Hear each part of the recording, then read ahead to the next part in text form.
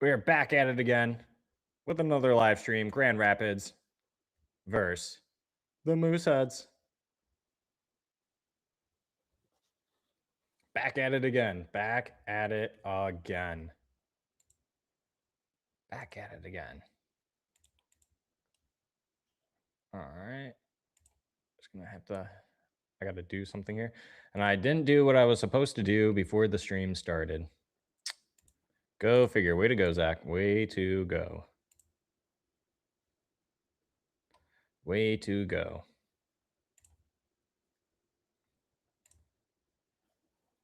Let's see here. Let's see.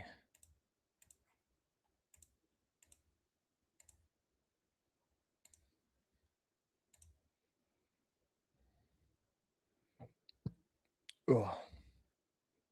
Game 4 coming your way. Griffins up 2-1. This could be the closer. Elimination game on the line. The Moose could be done for if the Griffins pull it off.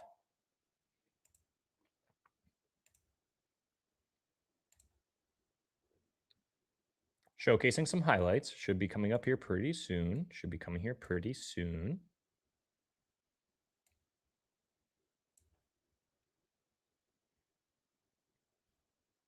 All right, who scores first? Pull coming your way.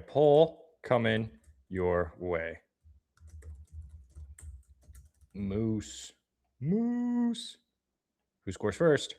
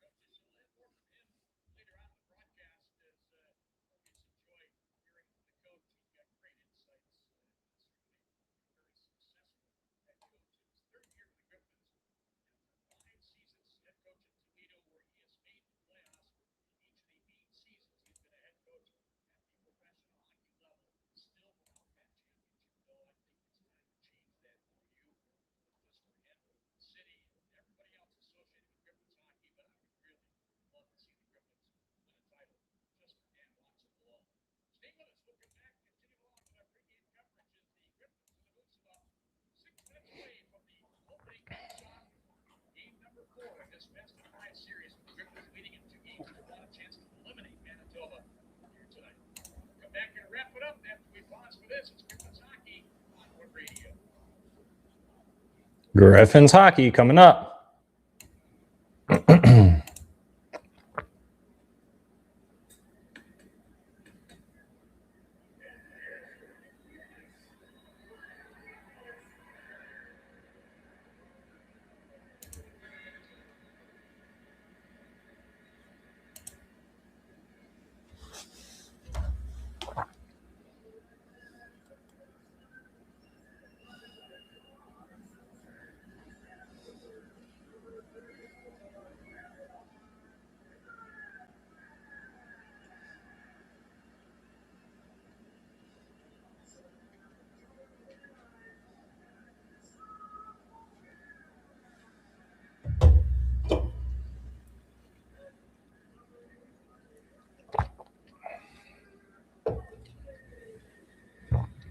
Calling out the starters. They're calling out the starters. Got to do the national anthem first. National anthem, then puck drop. National anthem, then puck drop. Yo, what's good, Dan? What's going on, Dan? How are we doing today? Happy Friday, buddy. Happy Friday. You pumped for the weekend or what? Big dub incoming tonight. Big dub, hopefully, incoming tonight.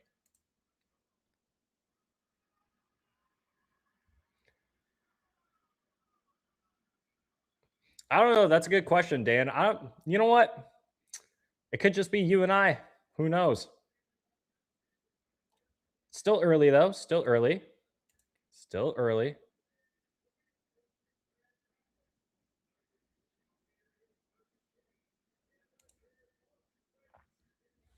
But that's all right.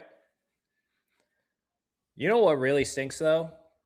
I feel like not too many Red Wings fans really appreciate Grand Rapids, or maybe just forget about Grand Rapids. I don't know.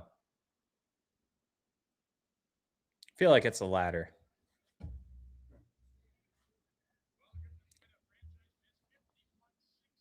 Just started a new semester at school today. It's Friday. They start a new semester on a Friday. That's whack. Micro ack. Ew. I don't envy you, Dan. I don't envy you. Those days of mine are over. You'll be done before you know it. Enjoy it while you can. Sometimes you miss it, you know?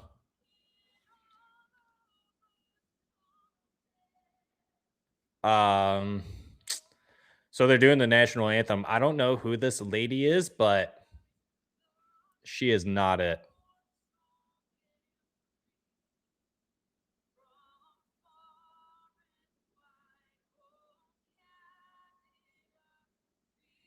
Maybe she's doing this on purpose for the Canadian anthem.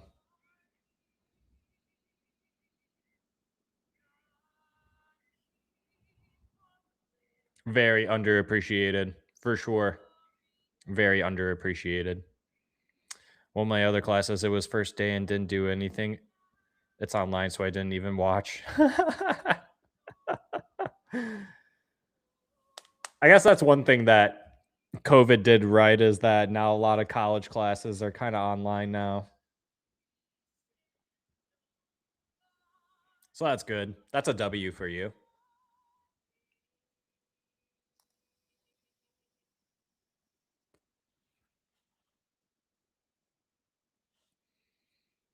When I lived near Hamilton, I would always go see the Griffins. Yeah.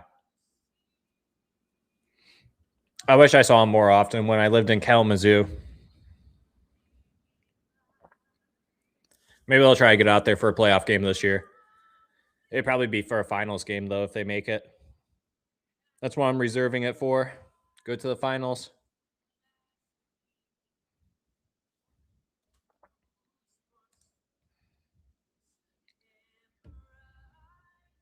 National anthem still going. So I will be right back. I'll be right back because the anthem's still going. So I'll be right back, guys.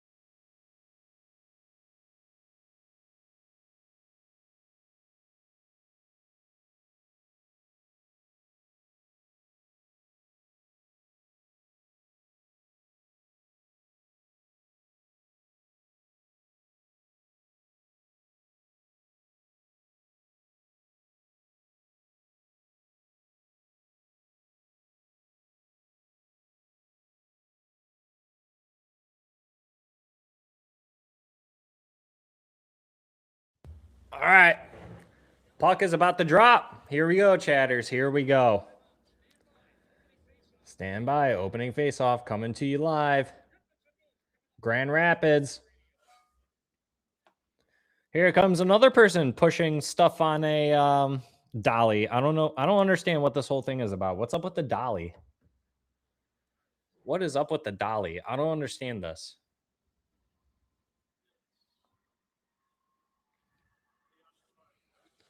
Online is way cheaper to do school anyways. Yeah, I believe that. How far is Grand Rapids from Detroit? Like 2 or 3 hours or something?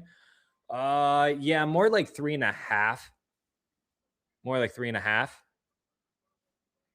I'm north of Detroit, so I'm in like the Metro Detroit suburbs. I went to what was that? The Red and White game in Grand Rapids last summer. Yeah, that was about a 3.5 hour drive. Where are the other chatters? Someone I'll say something. And we got some people watching now. Puck is dropped.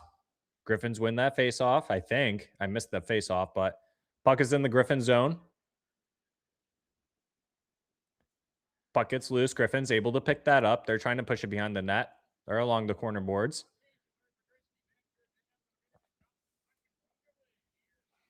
Manitoba at the blue line shot.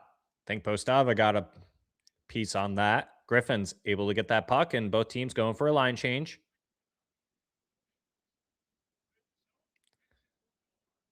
Griffins exit their zone. They get that puck out. Manitoba get that back though.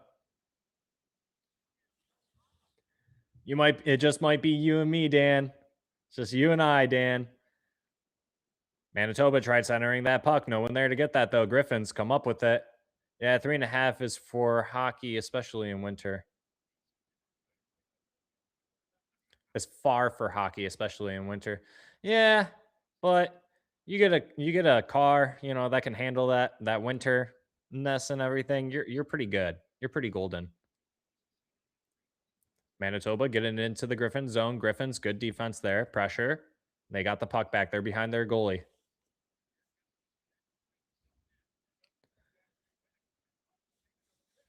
Griffins, good opportunity there. Good shot. Moose, good save. Griffins still applying that pressure. Shot gets blocked. Griffins come up with it again, though. Shot from the blue line. Looking for that rebound. Can't get it in. Good save there from Manitoba's goaltender. Oh, my goodness. The Griffins were just whacking away trying to get that rebound into the back of the net, and they just couldn't. Good pad saves from Manitoba's goaltender there.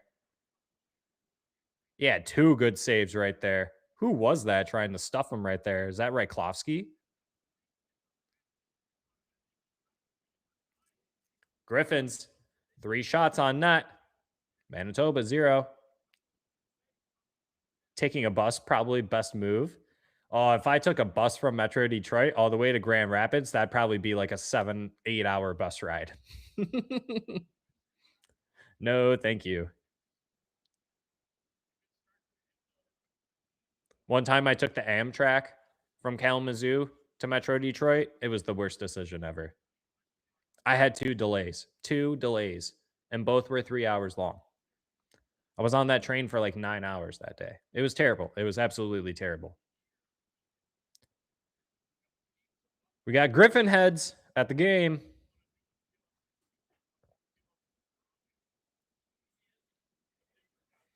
Manitoba wins that puck in their zone, that face-off.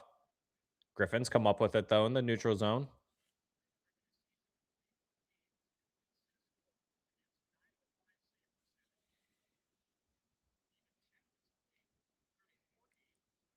Griffins keeping the puck in the Manitoba zone. Loose puck, Manitoba gives it right back to Griffins. Griffins trying to make something happen behind the net. They lose that puck. Manitoba able to transition out there. They dump it down deep. 2 Griffins fall on a Manitoba player.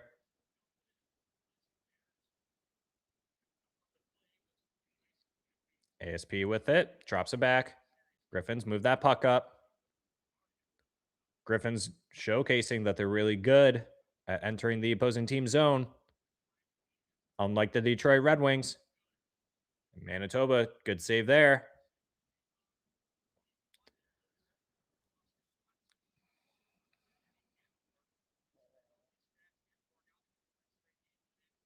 The shipping companies own the rail. That makes sense.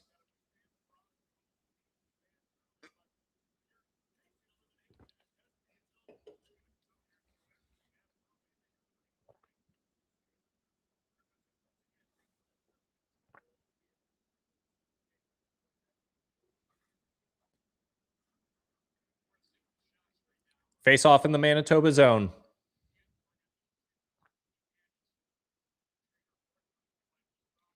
So yeah, any point you can get delayed for like 6 hours. Yeah, it's brutal, especially when you're like you can't go outside, can't get any fresh air.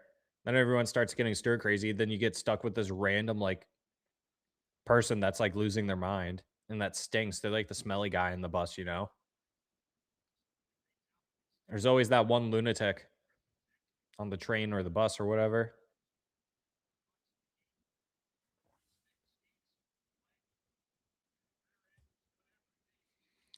Face off back in Manitoba zone again. Manitoba win that face off.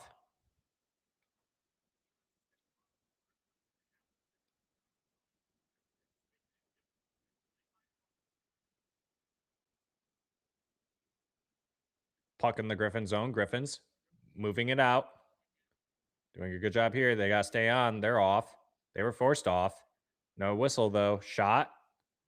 That gets deflected high. Trail mix. I went from where I live to Edmonton to fly home to Ontario and left at like 7 a.m. and got delayed, then barely made my flight at midnight. Sheesh. That's brutal. The red eye fly, eh? Midnight flight. Sheesh.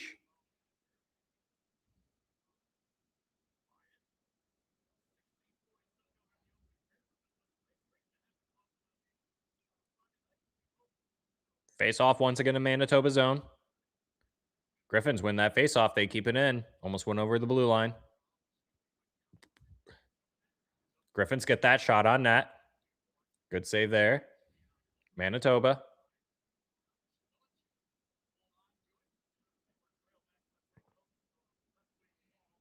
Found an article. People got delayed 16 hours with this company, and another one of 12 hours overnight. Oh, I'd lose my mind. I would. And unfortunately, there's like really nothing you could do about it either. Like you can't sue them. You can't you could probably ask for your money back, but that's a lot of time you wasted.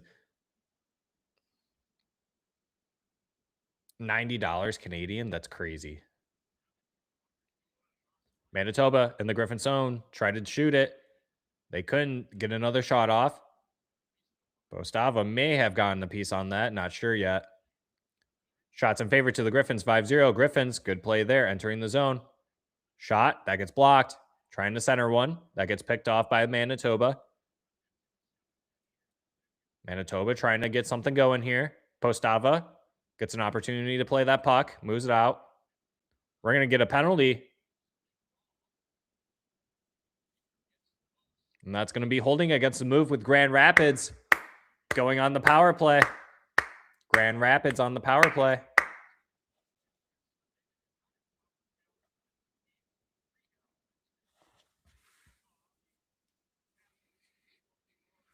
Imagine flying Detroit to like Montana for 65 USD. Yeah, it's pretty cheap. That's pretty cheap. I don't know why I'd be going to Montana, but sign me up. I guess I'm going to Montana for 65 USD. It's cool with me. Unintended rhyme there too, by the way. Shot, Manitoba, Postava, save, first save of the game. Griffins on the power play. Short-handed shot on net.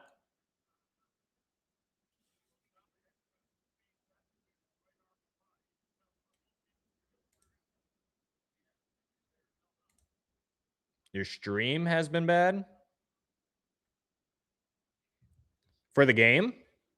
I'm watching it on Flow right now. It's actually pretty good. But I say that now, and something will eventually happen, I'm sure. Griffins win that face-off.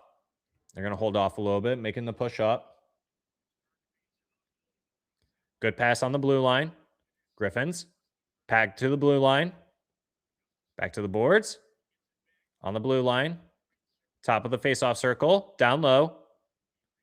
Back to the blue line. Pass over to the top of the circle. Shot, and they score. What a ripper. What a one-timer. Trail mix. With the 1T to get the lead for the Grand Rapids Griffins early in the first period of this game. Game 4, elimination game. Let's freaking go. Let's freaking go. Huge goal. Griffins score the first goal. Chatters were right. Chatters were right.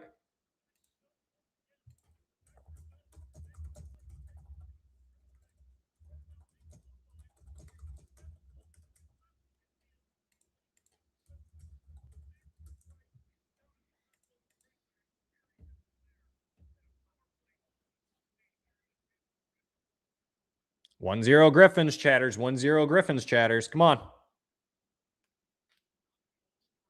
Elimination game. Griffins in their zone, trying to get it out. Manitoba gets that puck, though. Shot. Postava, good save.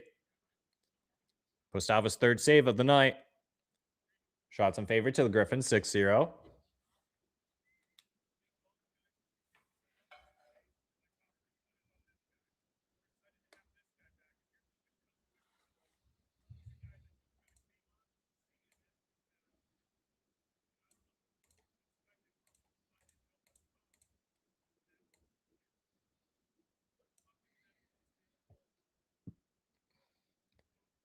Griffins get that puck out of their zone. They put it in deep. That's going to go for icing. Trail mix with the 1T. Makes it 1-0.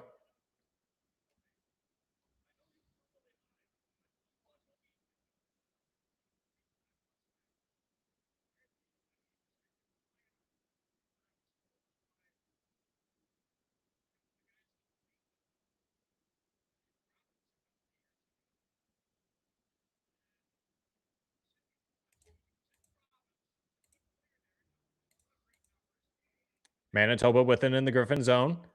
They were behind the net. Try putting it out in front. That gets deflected. Goes back into the corner boards. Griffins try and get that out. They can't. Manitoba battling it. Griffins finally able to chip that puck out. Good chip. Good chip.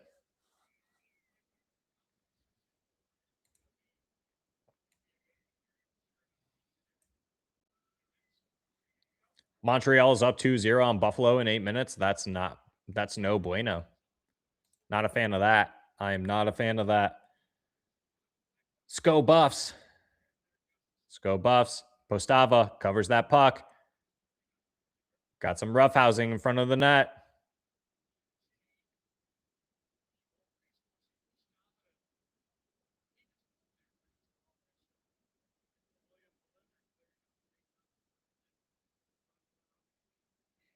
Wallander trying to plead his case to the refs on why he was trying to get that player out in front of Postava.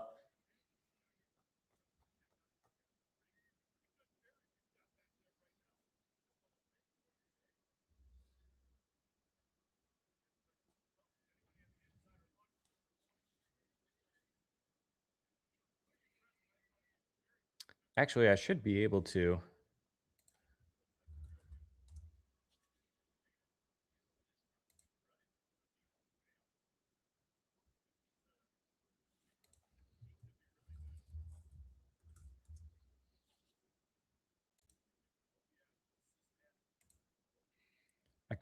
I should be able to put on the NHL game too. I'll put on the NHL game. I won't watch that too.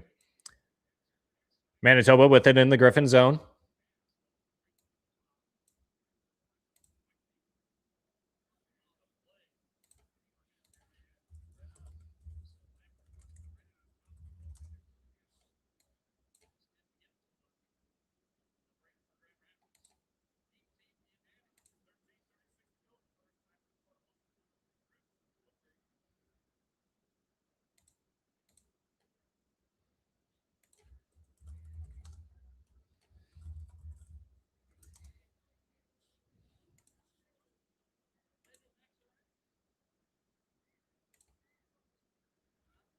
I don't understand why this isn't working.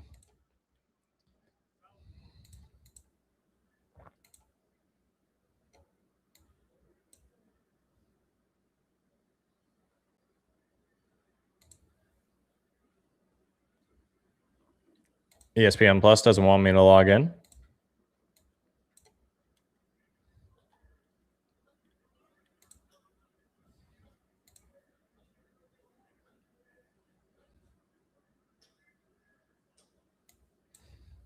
There we go.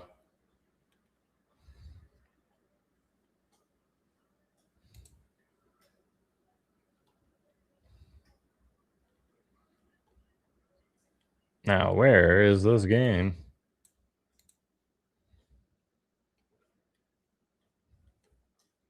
Was it not on ESPN? Lame. Why is it not on ESPN?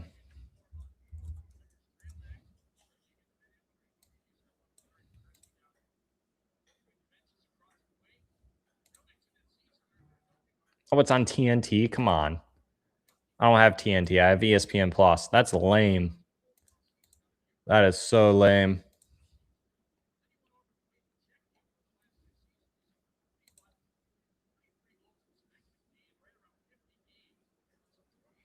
So much for that idea, chatters. All right, back to this Griffins game, though. All right, we're going to move the desk up a little bit. There we go. Griffins win that face-off, but Manitoba comes up with it. Manitoba's shot gets blocked. Deflected behind the net. Griffins able to get that puck, and they're going to move out. 2-on-1 if they can make it happen. Manitoba, good job covering that. It's in their zone, but they're going to quickly move it out.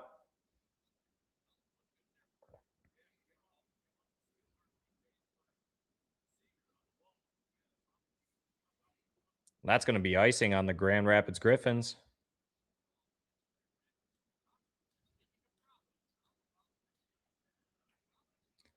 Grand Rapids, Griffins up 1-0. Shots in favor to the Griffins 6-3.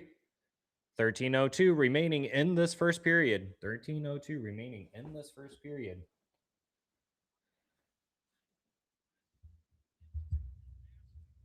Yeah, when I paid for the games with within Canada with Sportsnet and they were on TNT or whatever, I didn't get the game. I was furious. Yeah, it's super lame. I don't understand.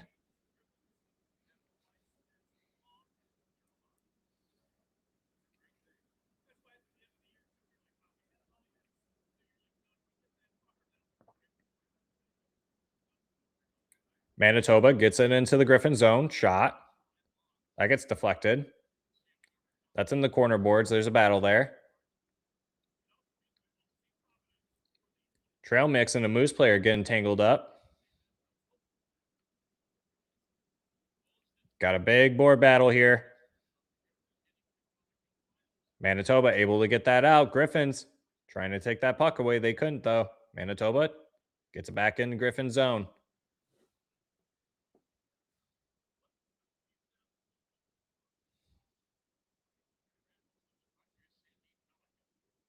Griffins will dump it into the Manitoba zone.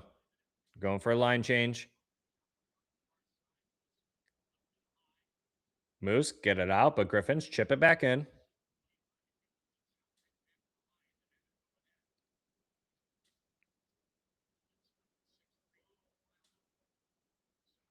If they had a way to pay and watch just the wings, I would probably do it.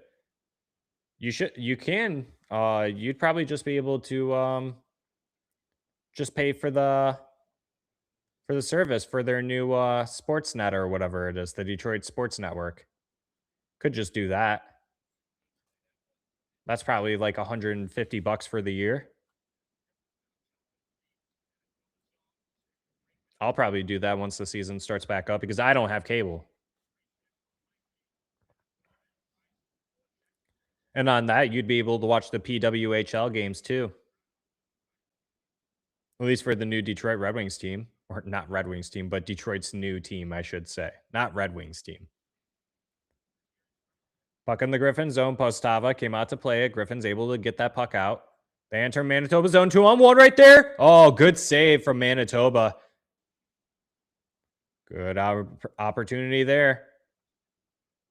Griffins keep it in, though. Try putting it down low in the center. Puck is loose. Grand Rapids gets that puck back. We got a whistle.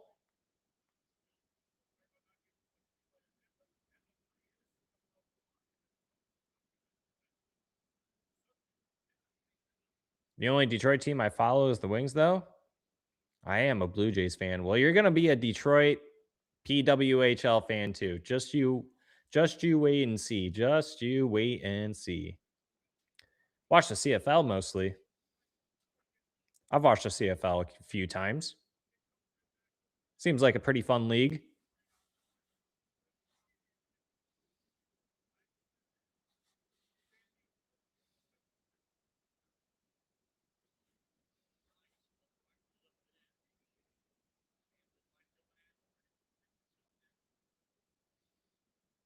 Manitoba within their own zone, trying to move out.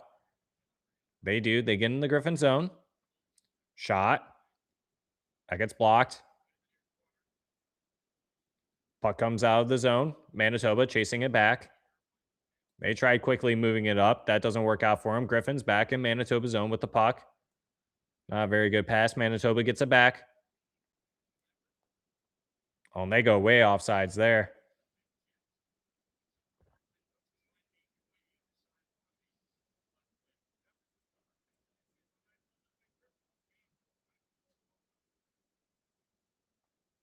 My cousin just had a baby girl, and I was like, "Are you going to get her into playing hockey?" And she was like, "Nah, women's hockey is boring." Women's hockey is not boring. That is not true. Women's hockey is not boring. Professional women's hockey is not boring. I would even say college women's hockey is not boring.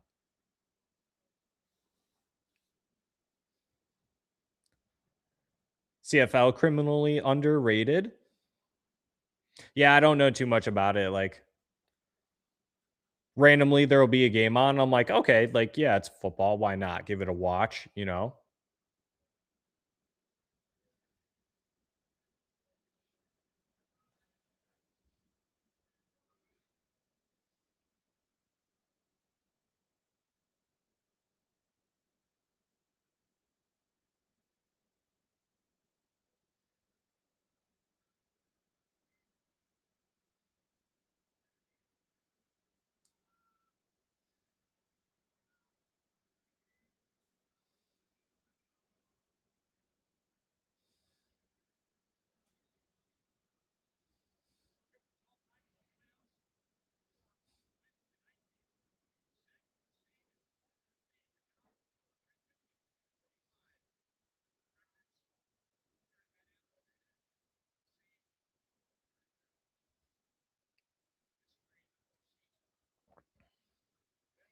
Carl Weathers? No, Apollo Creed from the Rocky movies. He played in the CFL. Oh, okay. That's pretty cool. Yeah, The Rock played in the CFL. Got cut and then became a wrestler. Bob Marley's sons played in the CFL. That's pretty cool. So some pretty decent names.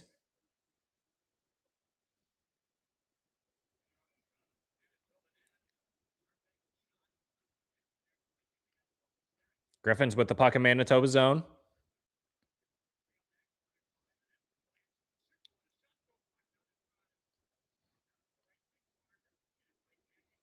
Griffins doing a good job of holding it in the zone. Manitoba, though, going to outbreak here. Outbreak. They're going to break out here. They get it in deep in the Griffin zone. Griffin's able to get that out there. Shine. Shot. Goes a little high over the net. Puck's coming back quickly in the Griffin zone. Postava comes out to play it. Griffins chip that out. Able to maintain control here. They put it in Manitoba zone.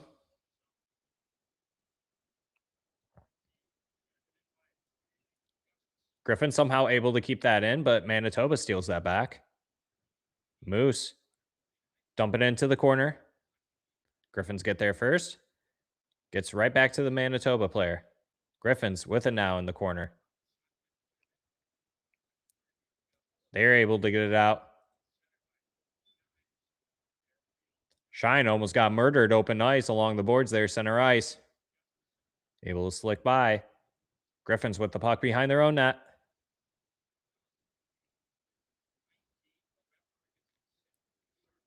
Uh-oh. Puck is stripped. Manitoba comes back. Shot. Postava, save. Postava, another save right there.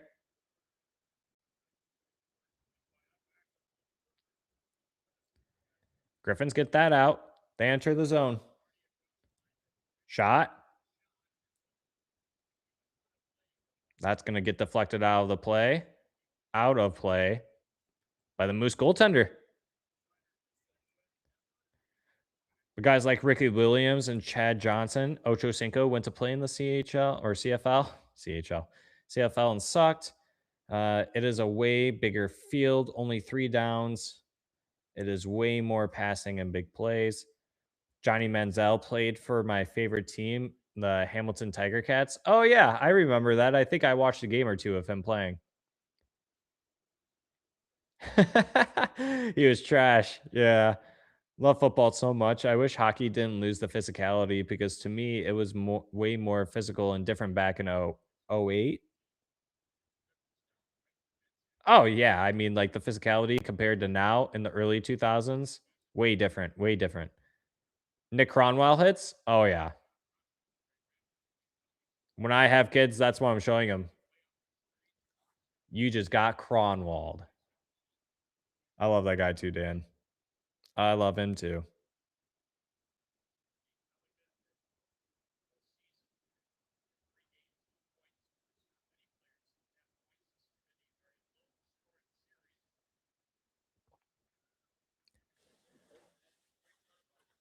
Favorite Wings player of all time?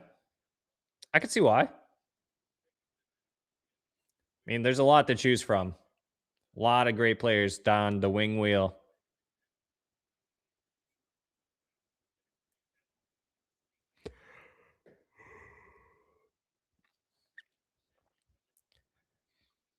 Griffins get it in the Moose zone. Shot that gets deflected. Knee guard that goes wide. Moose get it out though. Griffin's able to pick up that loose puck, but it gets to a Moose player. Shot. Missed the goal though. Went really wide. Oh, that was an elbow there from the Griffins. They got away with one there. Big physicality here in the playoffs. Griffins, good opportunity there out in front. Gets to the player. Couldn't get puck to tape. Couldn't get puck to tape though. Battle behind the Moose goaltender. Griffins can't pick that up. They're applying the pressure though. Moose able to get that puck out. 6 minutes remaining here in this first period. Griffins leading 1-0. Manitoba going to hold on to that puck. Martin Havlat on the Blackhawks in the playoffs. Oh yeah, that was the nastiest hit of his career, I bet. It was probably his nastiest hit. For sure.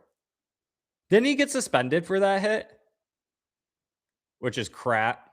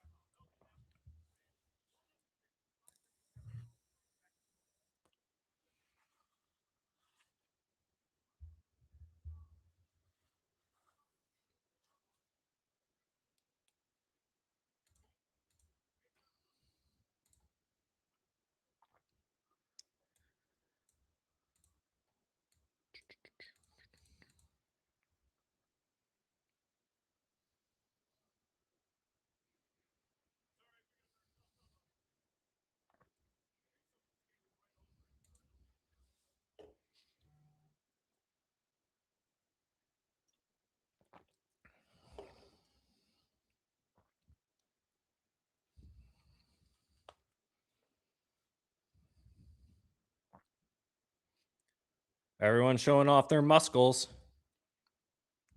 Everyone at the game is showing off their muscles.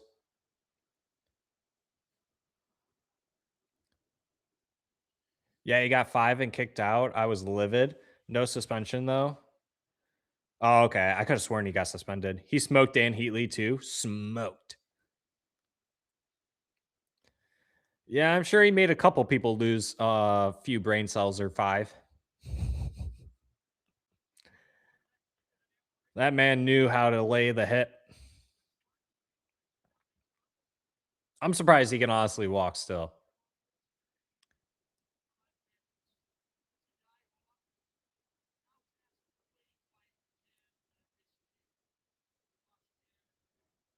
Yeah, I don't know who that is, but was on the Sharks and made comments like he's going to get what's coming to him. Then Cromwell smoked him the next game. That's funny. Classic. Face off in the Manitoba zone.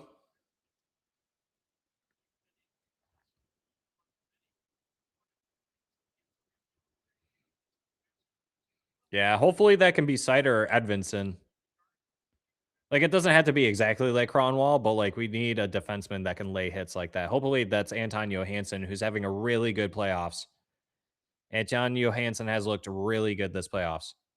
Griffins, get it back in Manitoba zone.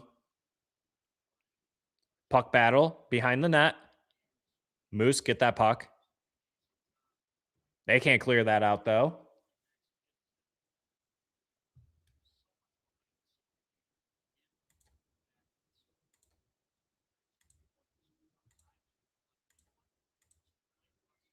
Manitoba gets that puck. They're going to move that out. They chip that out. Griffins with it again. Griffins doing a good job once again. They're getting into the zone quickly. They are getting into the zone quickly.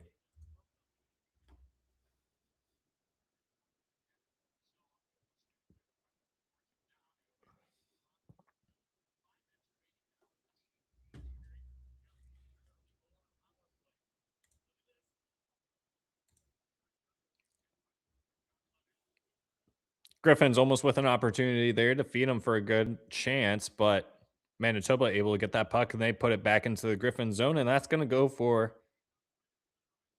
icing. It's going back into the Moose zone.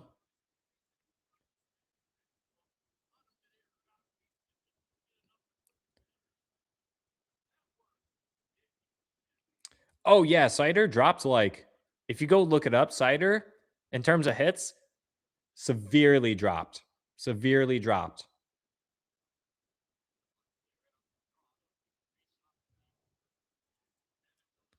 Not sure what happened in that to play or that play style for Cider, but whatever system or the system that whatever Todd is telling him to do with the system,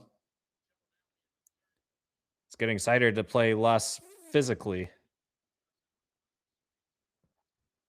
Griffins win that face off. They put it down low behind the net. Try to center one. Moose goaltender comes out and plays that. A little dangerous there. Manitoba comes up with that puck, though. They get that out. That goes into Grand Rapids zone.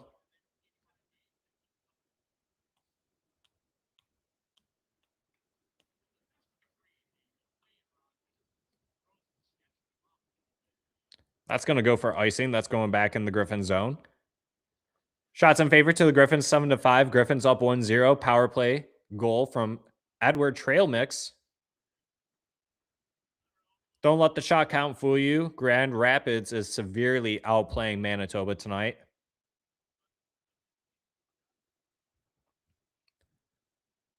Cromwell was amazing because he was small for a defenseman back then, like 6 foot, 190 pounds. He was smoking guys. Oh, yeah. Oh, yeah. He knew how to backskate. Oh, good steal here from the Griffins. Try going one-on-one. Couldn't quite beat him, though. Good opportunity there from the Griffins.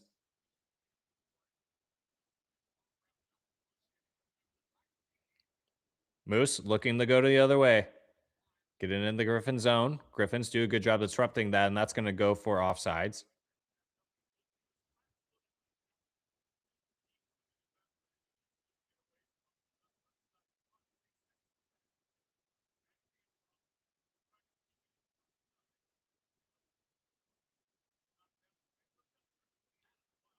I wouldn't say he toned it down to save it for the playoffs because he was like, he wasn't, I think he did most of his hitting towards the end than he did anything else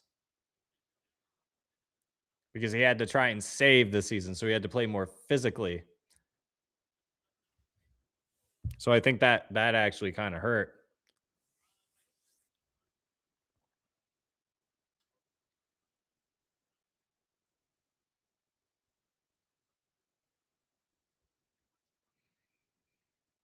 I think it will be better next season, though. I think he'll go back to being physical.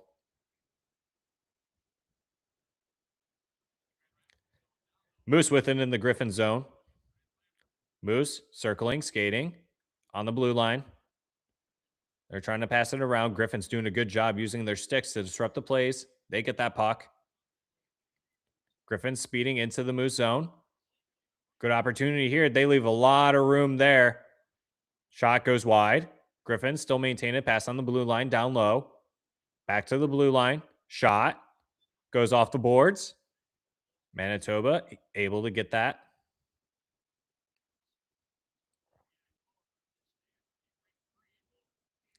They'll chip that. Griffins able to come up with that. They'll get that out.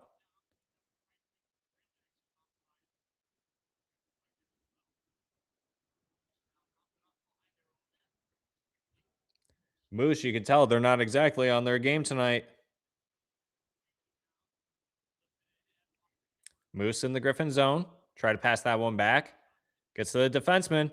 Oh, Postava. Down low. Might have made a save there. Postava without a stick now. And the Griffins chipping that puck out. Good play by them. They'll get a good line change and give Postava the opportunity to grab a stick. 2 minutes remaining. 2 minutes remaining.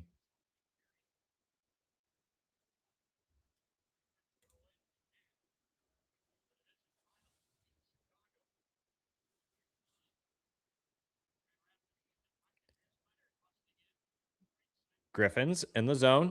That gets disrupted. That comes out.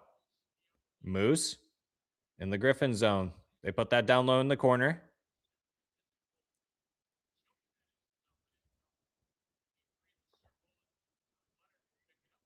Griffin's able to come up with that puck. They're trying to get that out. They do. 1 minute remaining. 1 minute remaining in this period. Griffins doing a good job holding down their blue line. Griffins enter the Moose zone. Going behind the net. Griffins player almost gets murked out there.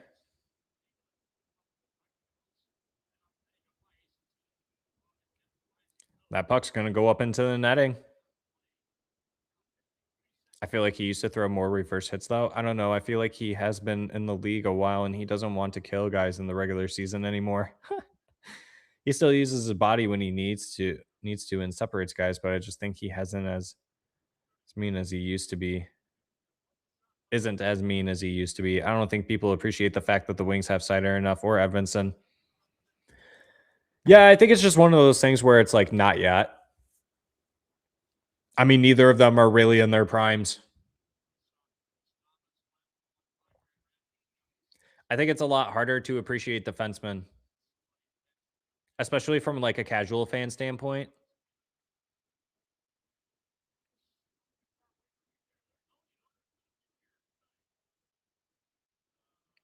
But I'm excited to see what those two do next year. Simon Evanson and Sider, they're both still in their improving ages, you know? They could definitely refine and figure out what works for them, what doesn't.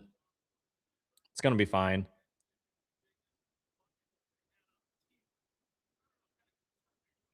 Yeah, that's a fair point. Eisman gets this guy 6th overall. Look at all the defensemen taking top 5 since he's been drafted, and he's probably better than all of them. I mean, maybe. Maybe I'd have to go and check, but you could probably make an argument case for one or two of them, maybe, but I'd have to go back and look. But I could probably confidently agree with you on top 3. Teams would kill for Sider? Oh, yeah. Oh, yeah.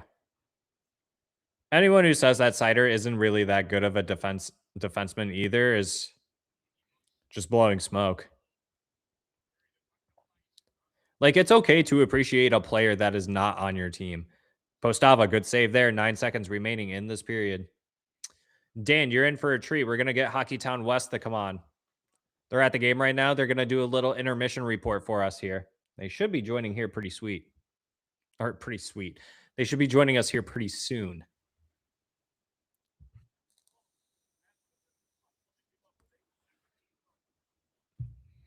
Yeah, Schaefer. There you go. I think Schaefer will be way better than Sider. If not already is. Schaefer's going to be an animal.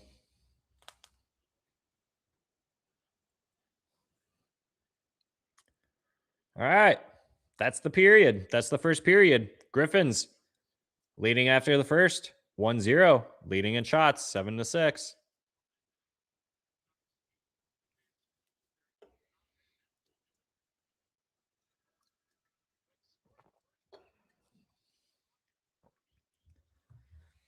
All right.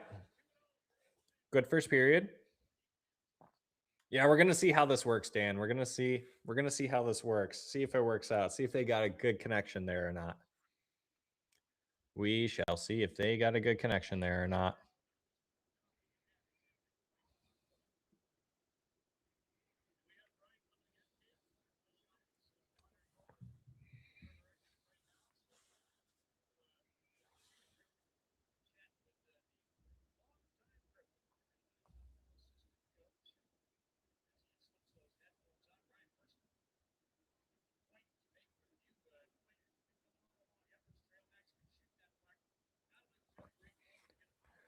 Edward, trail mix.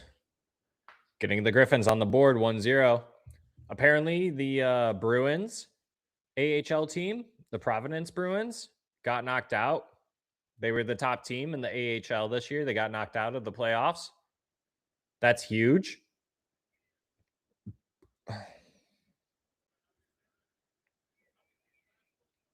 Yeah, that was really weird that they left him off the Olympic team. And they would add Macklin Celebrini and leave Schaefer off. Well, look who it is. Can you hear me all right? I can hear you. Can you hear me? Oh, I can't hear you, though. Oh, no. Uh-oh. I can hear you. Hello? Hello? Chief Correspondent, Brandon Cook. We're having technical difficulties.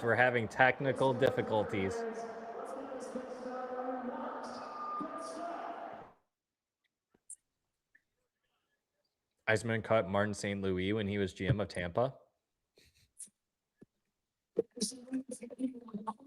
All right, buddy. Can you hear me all right? Chief Correspondent, Brandon Cook. Can you hear me? I can hear you. What is up from Van Andel Arena, my friend? What is up? What is up? You got some good vibes there, it looks like. What is up, guys? Good vibes to get the game started. It's going well, man. How are you? Oh, I'm doing good. What a shot by Edward Trail Mix, huh? To get the boys up on the board in that first period. Dude, unreal shot. Great passing on the power play there. If you know, it's going to struggle for this soon. So seeing them come out the gate like that on the first power play of the game, good sign. Love Eric Gustafson giving it to Mason Shaw while he was still in the box, too, while they celebrated. Gus has got some vibes about him tonight. He's running around like crazy. He's a madman, but it's been fun to watch so far. Yeah, and that line with Mazer, Ammo, and BN has been real dangerous this playoff series so far. Touch on that a little bit and what you've liked so far out of them this game, maybe even last game. Yeah, man, between both games, the aggression from that line, it's not just, about the play on the puck, it's off the puck too. You have MBN hitting anything that moves. You have Carter Mazer out there throwing the body when he needs to as well. And you have Lombardi just cutting up the ice everywhere, trying to set guys up as much as they can. Manitoba's a good pass blocking team, a good interception team. So it doesn't surprise me that the line is struggling to get offense to come up they rely on passing, but at the same time, it's only a matter of time. It does seem like that the Griffins are doing a really good job and not really allowing Manitoba to have high danger shooting opportunities. And I've noticed that for both games, and maybe that's the case for even the first two games that I actually missed, but the Griffins are really doing well at shutting down their own blue line and not allowing Manitoba really to have any type of opportunities there. So what are you liking out of the defensive play all around from this team? It's not just the defensemen. The forwards are being a part of this as well. Yeah, man, it's team defense. It's what this team structure is. It's what they speak on all the time. It's one of their main focuses. So it doesn't surprise me at all. It's one of the best defensive teams in the American League all regular season, and they picked it up and carried on going into the playoffs here. It is shocking when you kind of look at it and see some of the pieces on defense that aren't there. Like Shaq Williams hasn't played yet in these playoffs here. You have William Volinder and Anton Johansson running that third pairing down there, and they've been fantastic. Maybe one of the best pairings between the three. So again, just the emphasis of team defense is clear with this team. Anton Johansson, hearing a lot of that name since these playoffs have been taking off for the Griffins. I mean, just kind of spend a little bit more time talking about him, what you liked out of him, and maybe some improvements you'd like to see as well out of him. There's nothing for that kid to improve on right now. He needs to keep playing the Love game it. the way he is. He's been absolutely outstanding for this team. You can see him jumping up in the rush, activating when it's the right time to do so, playing complete defense as well, and hitting everything that moves. So Oh, it's yeah. really everything you'd want to see out of a team in the playoffs. Yeah, it's going to be really interesting. I know that you mentioned Shai Buium, but even someone that we can talk about too is Nate Danielson, who potentially, if they make super deep push, could potentially make his way back onto this team. But in the case of both of them, Brandon, based on the way it's looking, they might not need to put them on this starting opening roster. It's the beauty of having a deep team in this league, and that's something that we definitely have here. I mean, you look at even just the rookies that Detroit just assigned here at the end of the season, and none of them are in the lineup right now. Obviously, Genborg's still injured. We don't have any updates on him yet. Niskanen and Dylan James, though, haven't touched the ice in the playoffs still at this point. And look, the Griffins are on the way to potentially, eliminating Manitoba without them in the roster. It's absolutely insane. Let's talk about our boy Postava, who has looked absolutely unreal. I mean, granted, it was 2 goals that he allowed, and then it was less than 20 shots on net. Either way, he has looked fantastic and looks very comfortable in net right now for the Grand Rapids Griffins. And I don't know how you get Kosa in here. I mean, do you just ride Postava this whole entire run? I mean, you That's tried what to it seems like combine to them me. there. I like it. So, yeah, dude, Postava's been unreal for this team, and you've got to continue to ride that hand. I'm not surprised that he continues to get the start. The way he is playing and how calm he is in net, no matter how chaotic he gets around him, he's doing his thing out here. He's just vibing, having a good time, and you can tell he's truly having fun playing playoff hockey. So, yeah, you continue to go with him until he gives you a reason not to. I am shocked at the other end of the ice tonight, not to see Dominic DiVincenzo in net for the Manitoba Moose. Thomas Milic got the start tonight. This is his first start since game 1 of the last round. So Wow. interesting move by the Moose. Yeah, you gotta make some changes. I get it from the Moose perspective, but hey, maybe that's something we can do and take advantage of. And it looks like Trail Mix did exactly that on the first power play opportunity for the Griffins and getting first goal of the night and getting up on the board early, which is super nice to see. And hopefully we can get more goals up onto the board as well. It's been fun watching this playoff series so far. I've definitely been enjoying it, and I wish I was there with you guys, to be honest. It looks like it's a lot of fun. I got one final question for you guys before I let you go. And every time I turn on the stream to watch the game, what is the deal with the dolly? What's up with the dolly going out on the ice and everything? What is that all about? Can you tell me a Oh, little the, bit more? the puck delivery at the beginning of the game. Is that what that It's a is? sponsorship thing. Yeah, it's a whole sponsor thing. A company sponsors it. They deliver it. It's the American League, man. There's ads everywhere. The ice is covered in them. They squeeze ads anywhere they can. So you do what you got to do. But it's fun, I guess. I don't know. It's been a thing now for a few years. I was just so confused. I was like, there's the dolly again. What is this guy doing? Hey, you know what? All I know is every time that Dolly's come out in the playoffs so far, an octopus has followed it onto the ice here in Manitoba. So it's pretty cool to see that carries over into Grand Rapids in the playoffs. Hell yeah, I noticed that too, that we got 2 pusses on the ice for these past 2 games, and that's a beautiful sight to see and just goes to show you how far the puss travels far and wide from Detroit all the way to Grand Rapids. It's truly magnificent. Exactly. You love to see it. Exactly. Well, Brandon, if you got anything else to say, if you want to, go ahead and have some fun the remainder of your intermission here, why don't you go ahead and leave it for the folks here that are watching and then obviously coming back and watching later, who you are, what you do, and where they can find you, good buddy. Hey, appreciate you having me on for this intermission. And yes, I'll be back for the second. You can follow us along at Hockeytown W Pod on all the social media pages and find the show on YouTube and wherever you do the podcast, looking at Hockeytown West there. What I expect for the second period, man, I expect the Griffins to come out and try to play another complete period. That's all they have to do. It sounds cliche, but you get pucks deep and go to the net hard, and that's what they've got to do. So we'll see what happens here. Hopefully we can get a couple more goals on the board, get them past Milic, and seal this thing tonight. I'd like a Saturday off this weekend. Yeah, I thought I'd never actually say this and utter this out of my mouth, but I did say this before the game started, is that I low-key hope that they don't have to play tomorrow, and I hope that's what Dan Watson said to him. Let's end it here so that way we don't have to play tomorrow. Let's get it going, boys. I agree with you, Brandon. Exactly. All right, man. Well, I'll see you back at the second intermission. Until then, go Griffs. Yes, sir. See you back here. See ya. Appreciate it. All right. There we go. Chief correspondent Brandon Cook from Hockeytown West podcast. There we go. Shai Buium hasn't played? No. He was injured most of the season, so they decided to go that route, and that whole entire left-handed D side is pretty locked, and even that right-handed D side is pretty locked too, so it's pretty stacked. I had high hopes for him. Disappointing him and Kosa aren't playing. Yeah. Danielson come back so bad. I know. No Kiskinen or James either, huh? No.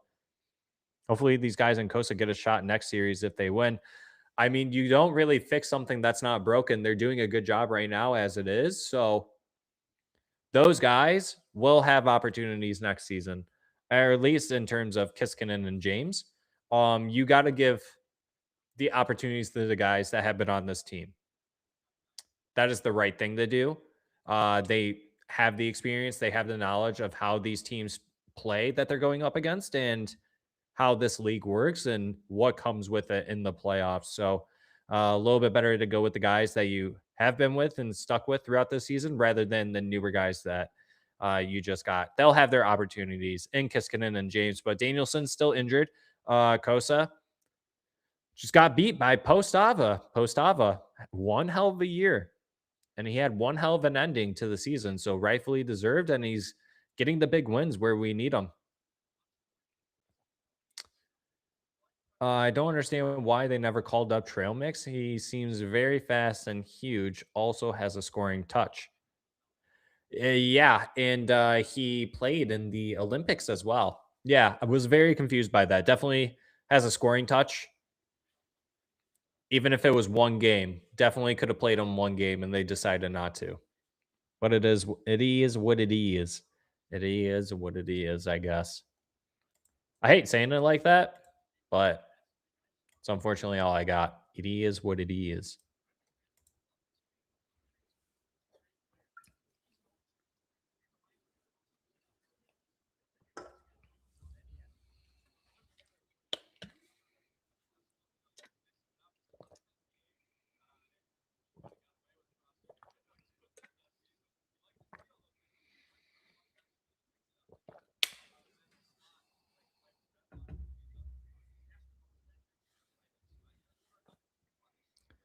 Got Toasters jerseys there. We got Toasters jerseys there.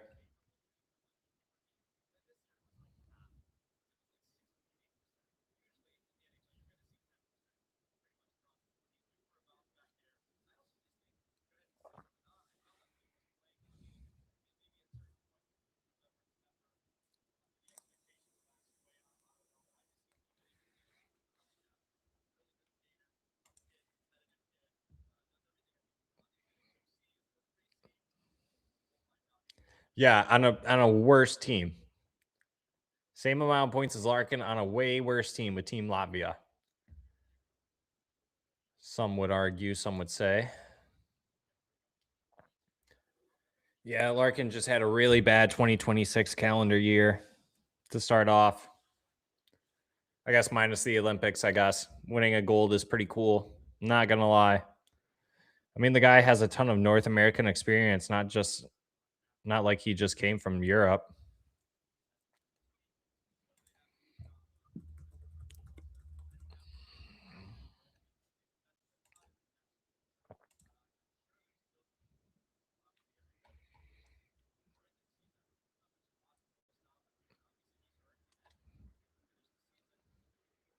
I mean, there could be certain reasons for that too, but yeah, I mean, 51 points in the Czechia league before coming over here, that's not something that you really just kind of push off, you know?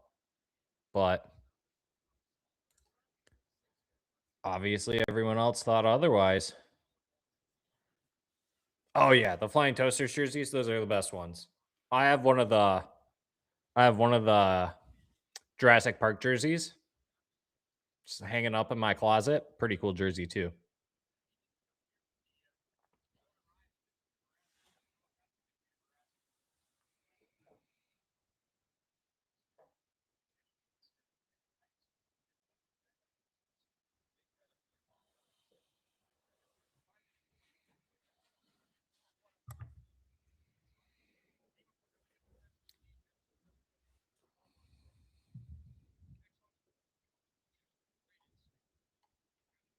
First period is over. First period is over. First intermission.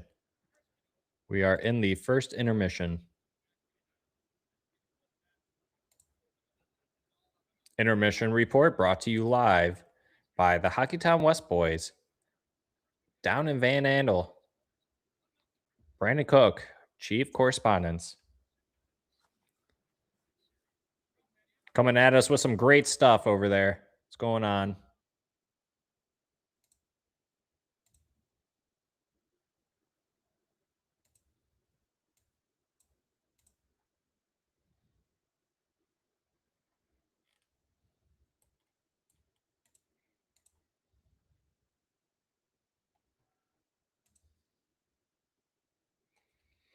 How's the Sabres and Habs game going? How are the Sabres and Habs doing?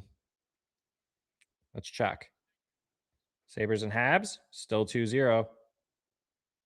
Still 2-0. Dang, yeah. 2 goals in the first 5 minutes. Brutal. Brutal start for the Sabres.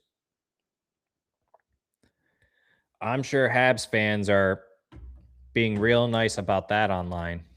I'm sure Habs fans are being real swell on that online.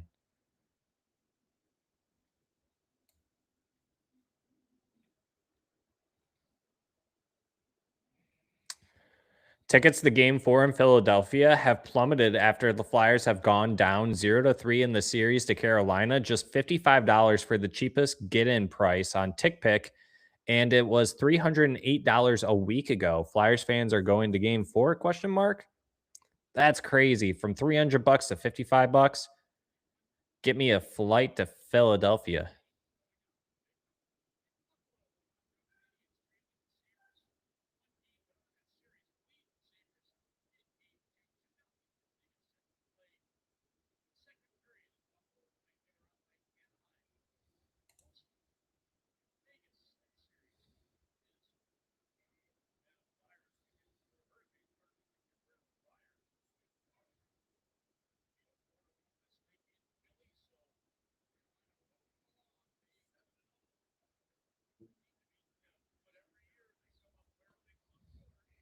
Second period coming your way. Puck dropping pretty soon.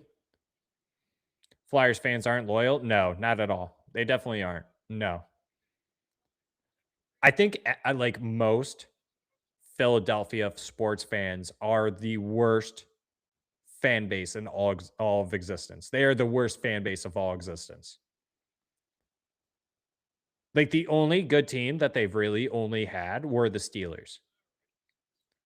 Like you look at it, it's the Flyers. And we're talking about like Philadelphia. So not like Pittsburgh, right? Not Pennsylvania as a whole, but Philadelphia. Flyers, 76ers. I guess you can count the Steelers then. I don't think they really play in Philly, but that's pretty much the only team that they have for football. The Phillies for baseball. Phillies are probably all right in baseball. I'm not really sure, but just the Eagles, Philadelphia Eagles. That's right. I forgot about the Eagles.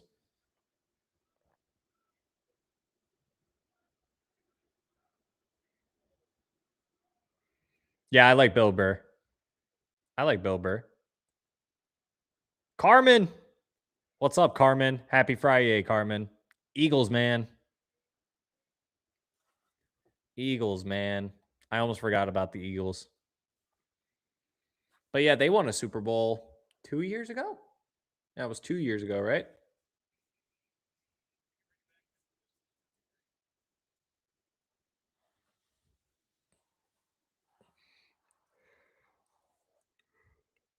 Puck is dropped.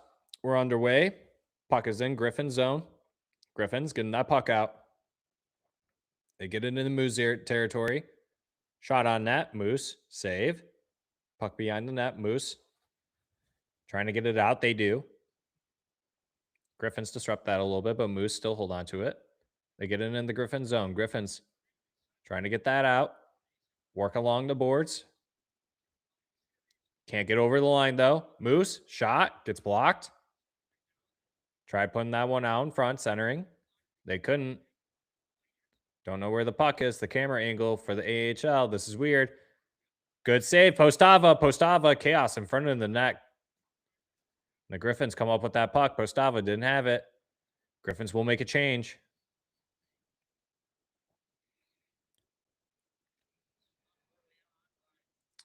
I'm telling you, if you like Bill Burr and know Philly sports, it is absolutely hilarious.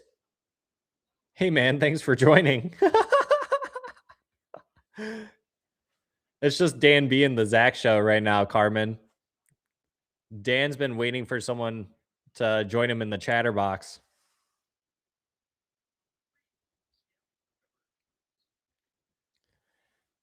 Face off in the Moose zone.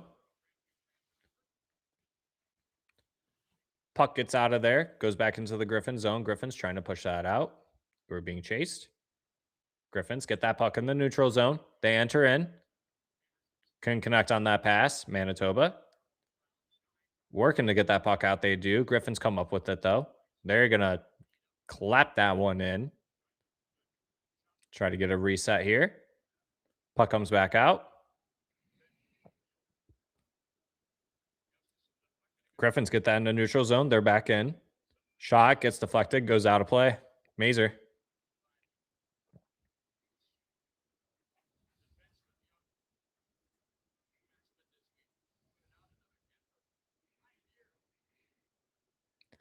I'm trying to work out, watch the Griffins, and listen. Fair enough, Carmen. Fair enough. Get your swell on. Get swole. Get swole, Carmen. So they have this outdoor stand-up show, and the Philly crowd is all drunk and booing these legendary comedians and just being a-holes. Bill Burr gets pissed and goes off and just roasts the absolute living hell out of the entire city. That's great. Yeah, they're terrible. They're just miserable. They are a miserable fan base. And they say water weird. Anyone from Philly says water weird. They call it wooter. And I didn't know that until I met people that were from that area. And someone told me to ask them how to say water. And they said wooter. MFer, there ain't no O's in water. It's water. Water. Not wooter. Wooter, bud. Water.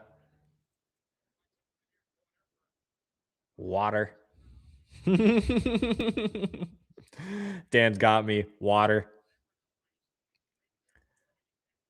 Good defense there from the Griffins. It was a one-on-one opportunity. Moose didn't even get a shot on that. Huge. W. Griffins in the Moose zone. In the slot. They got to circle around. They're trying to put it down low. Good pass there. Griffins can't hold on to that. Moose. Slightly get that out. Griffins maintain possession again. Both teams will go for a change. Griffins dump that in. Moose pushing back up the ice. They get that puck. Good defense there from the Griffins. Ooh, big hit. Chaos in front of the net, and the Moose score.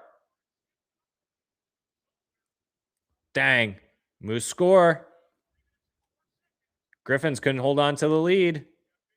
Got to end the poll. Chatters were wrong. Montreal up 3-0. 7 voters were wrong. Griffins could not hold on to the lead.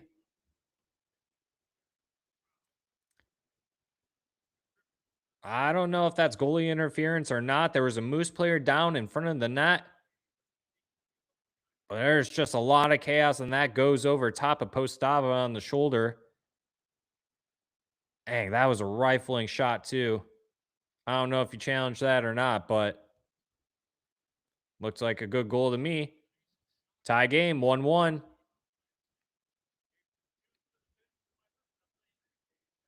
Postava letting in his first in the night. Tie game, 1-1. Shots are even, 9-9.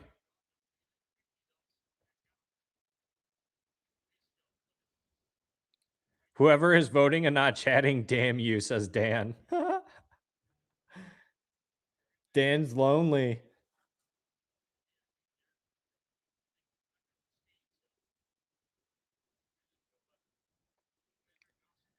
Griffins with the puck in the Moose zone. Trying to get some offensive juices going here in the second period. Nothing's really worked for him so far yet. Working hard, but Manitoba takes that puck away.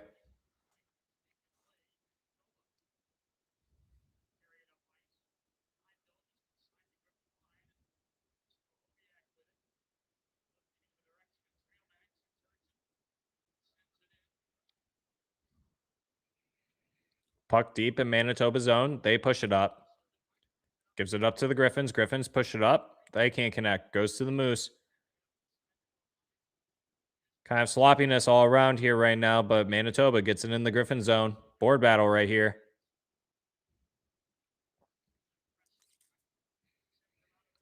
Moose ringing around to the other side. Another board battle here. Griffins doing a good job. They win that puck battle. Nice outlet or nice breakout pass right there. Good move there. Couldn't drop the puck off correctly, though, to the teammate. Griffins working behind the net. The Moose will get that puck out. Dan, might as well get you on camera, man. I'll send you the link if you want to join. Griffins was a 2-on-1 opportunity. Shot.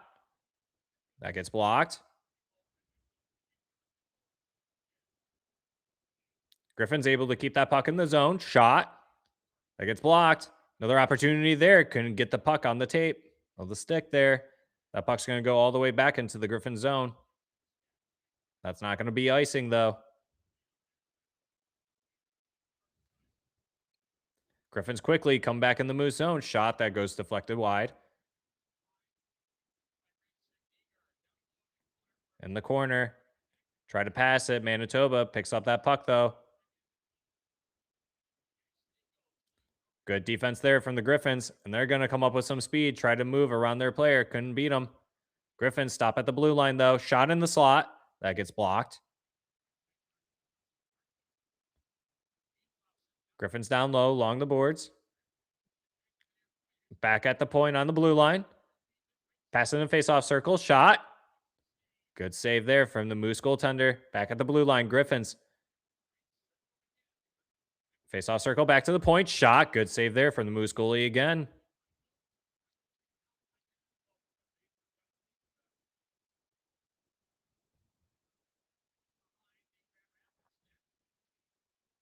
Griffin's got a challenge out of this goalie. Oh, that should be a trip right there from the Moose. No call there.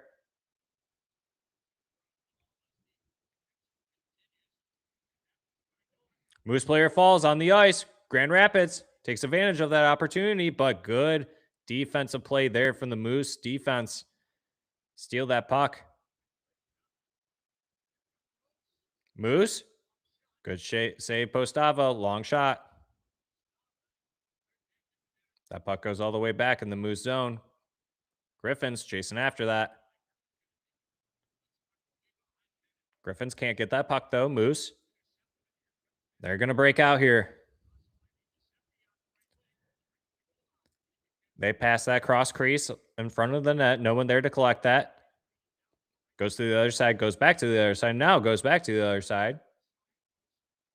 And that puck will go out of play. The Moose pick that up in their own zone. They're going to play back and forth with their defense. Quick line change for both teams. Carmen, how did you end up a Wings and Eagles fan? Dan wants to know. I think Carmen's working out while trying to watch and listen at the same time.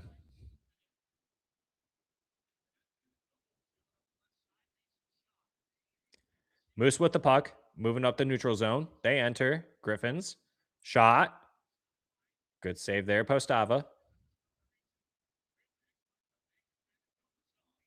Goes all the way back in the Moose zone. Moose moving it up. They enter back in the Griffin zone. Little hesitation there. Trying to look for a pass. Couldn't connect. Griffins get that out. Manitoba back with it in the neutral zone. That's going to be offsides. No, the refs don't call that. That looked offsides to me. Grand Rapids, though, good opportunity here, stopping that puck at their own blue line. Shot. Save there from the Moose goaltender.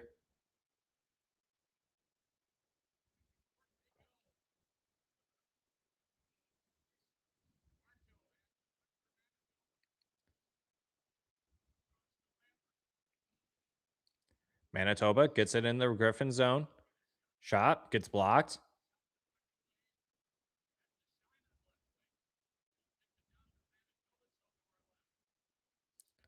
Griffin's deep in the Moose zone. Moose, get that puck out, though. I prefer drinking beer while watching compared to exercising. That's just me, though. Fair. That's fair. Moose shot. Postava, good save there. Griffins are letting it slip away. Postava's got to come in big to make some big saves.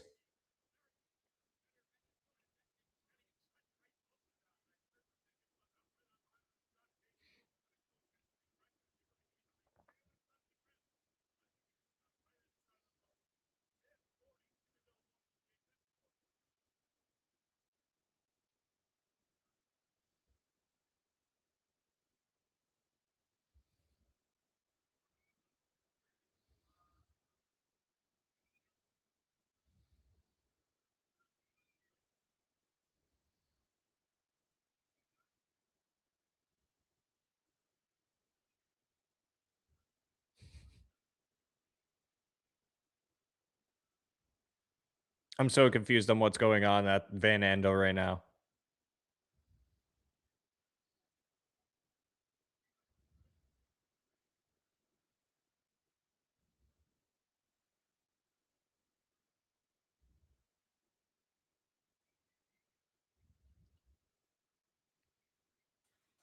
These kids are driving a bus.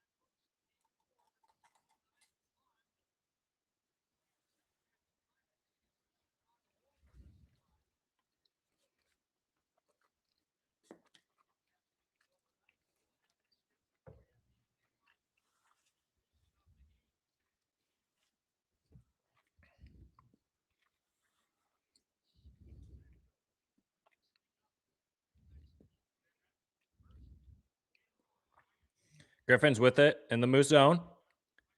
Shot from the blue line. Goes wide. Griffin's back up with it, though. Back to the blue line. Pass over. Pass back on the blue line. Down low. On the boards. Back to the blue line. Back over. Back over again. Shot. That went wide. Moose goaltender went down a little bit. We're going to get a goalie interference call. Moose going to the power play.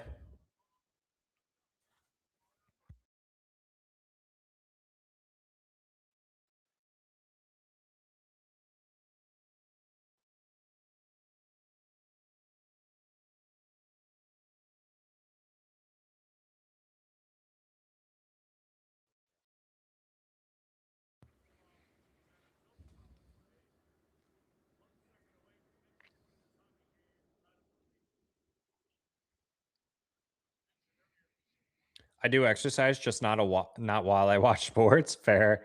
Got really into biking. Biked 100 kilometers in one day last summer. Sheesh. 62 miles. That's a lot. Got a different stream to work. W. It was disconnecting like every 10 seconds this whole time. Sheesh. That's annoying.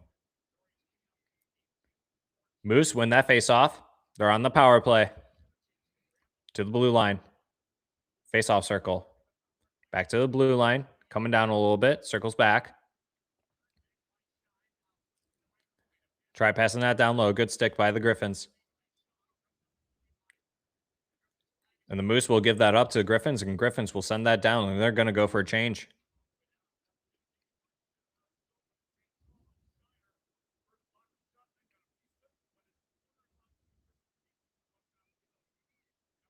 Moose will dump that in.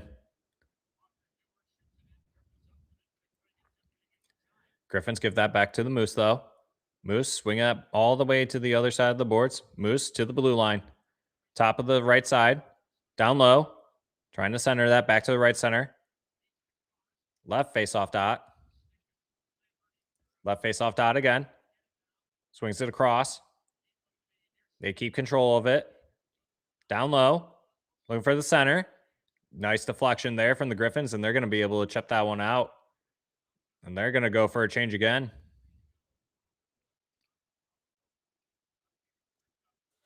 Good PK so far from the Griffins.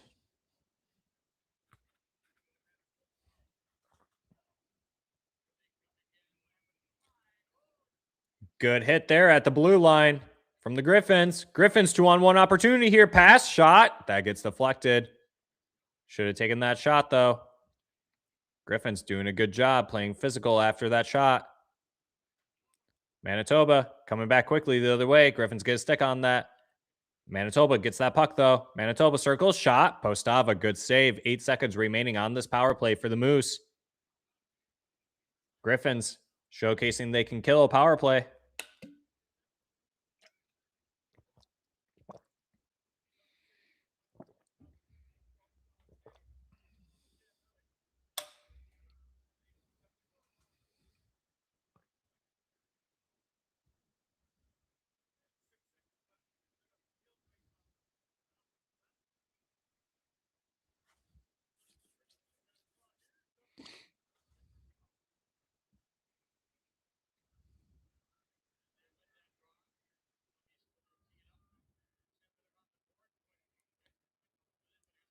Griffins able to get that puck out on their blue line.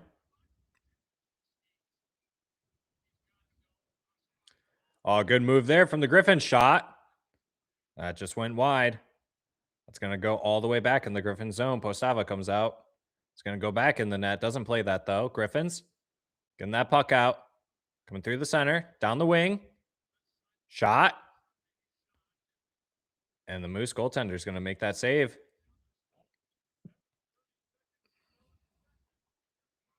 Mazer went down a little hard. Carmen always liked Yzerman, so when he came or became a wing, that's how it started. I'm actually a Steelers fan. It was the Mean Joe Green Coke commercials that got me and Jack Lambert. Nice. Yeah, my dad got into the Wings because of Yzerman. Grew up in Southern Ontario and got the Wings games on TV. His dad was a Leafs fan, so I'm happy I was raised a Wings fan. There you go. Yeah, my dad would always listen to Hockey Night in Canada on Saturdays on the radio. So he became like a Habs fan outside of like Wings fandom.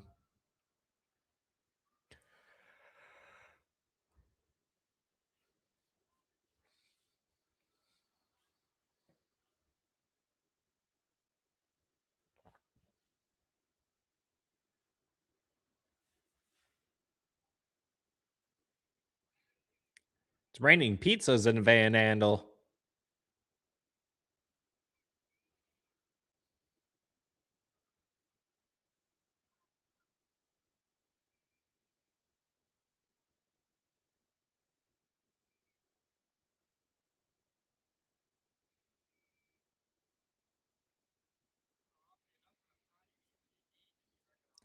Lots of Habs fans in Ontario. Yeah, we're all from Michigan, so pretty close to Canada, but I'm pretty sure my dad's grandparents were Canadian or something like that. So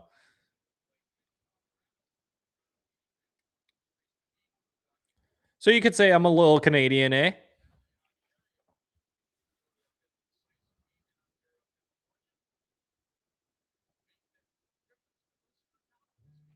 And we all universally hate the Leafs. They bring us all together. The Norris division battles were epic. Still like to go back and watch a game on YouTube once in a while. Gotta relive the good days. Gotta relive the good days sometimes. I'll catch myself doing that sometimes too, where I'm like, Pavel Datsuk, best goals. Give me the Pavel Datsuk stuff. Eisman, Fedorov. Really, anyone.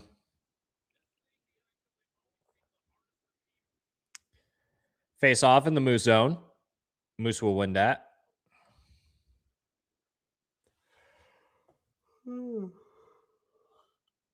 Big yawn.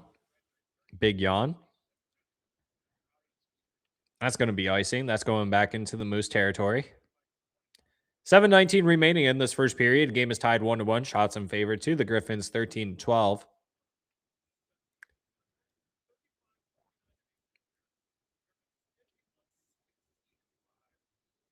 A-Wood's got all the Wings videos, man. He's got all the Wings videos.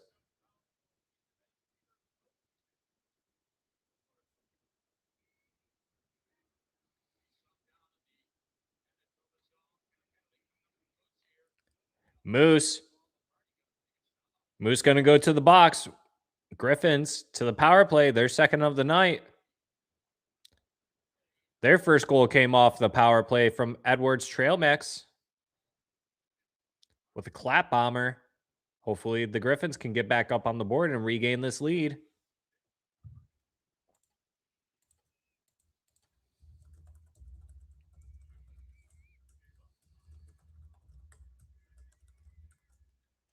Who scores next? New poll. Who scores next? Griffins or Moose? The amount of holding and slashing back then was nuts. Yeah, it was.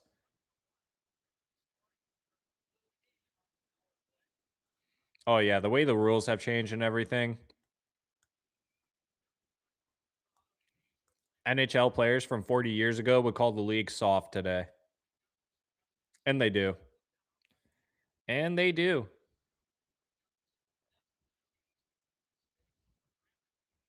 Griffin shot. That's going to be gobbled up by the Moose goaltender.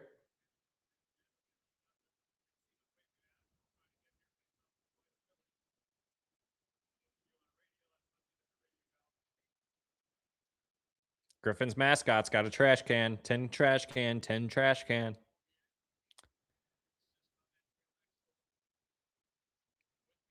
Yeah. Cross-checking. They're still lacking on that.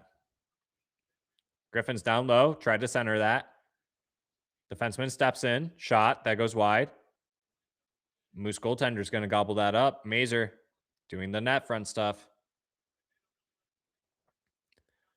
Oh, yeah. It's based on, it's based on how they feel, what they deem as a cross-check or not at that point. You know what I'm saying? Like, oh, yeah, you did get cross-checked, but, it wasn't that hard of a cross-check compared to the one that happened 10 minutes ago.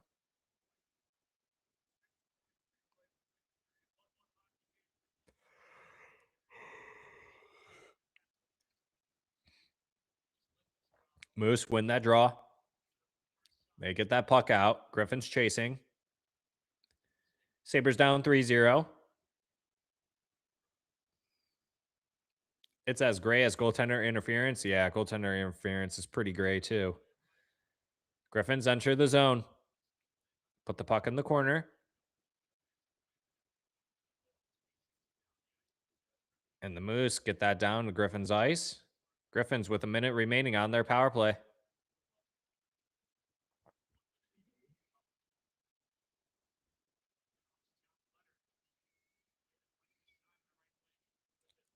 Griffins enter the zone. Somehow keep that in, though. It was disrupted. Pass. Deflected there, too. Still hold on to it. Behind the net.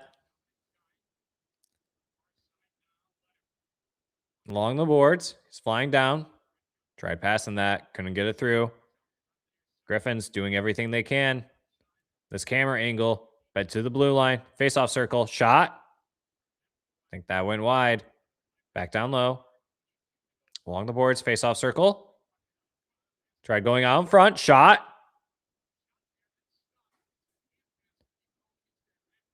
We're going to get a hand pass called against Grand Rapids. 17 seconds to go. And that faceoff will come outside of the Moose zone.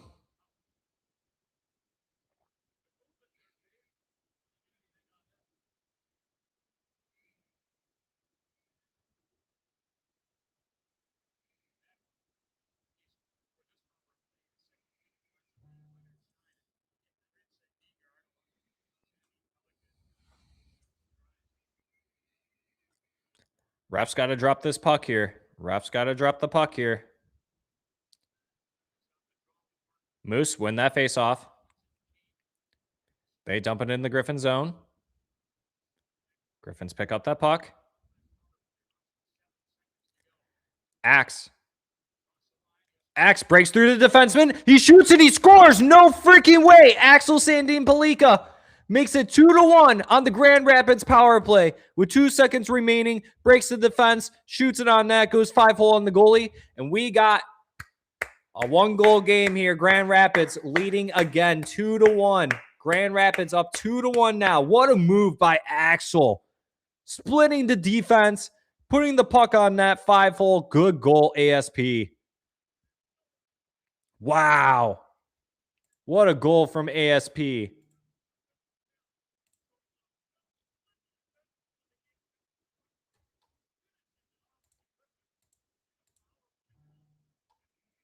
That was nasty. That was nasty, ASP.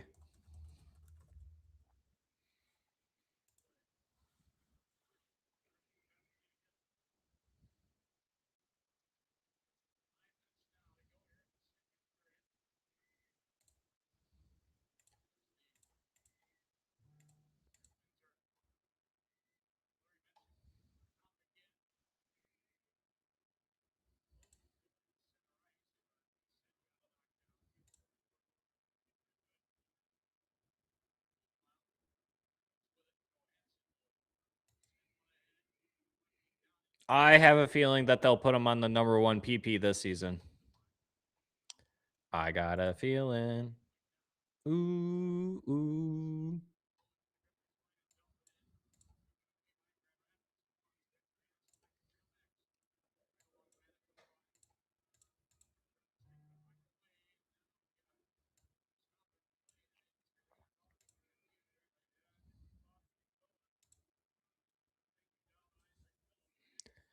I think Grand Rapids are going to go shorthanded here, maybe.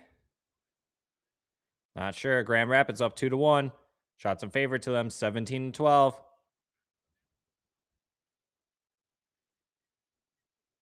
Looks like the Moose will be heading to a power play, I believe. I think this is a slight TV commercial timeout.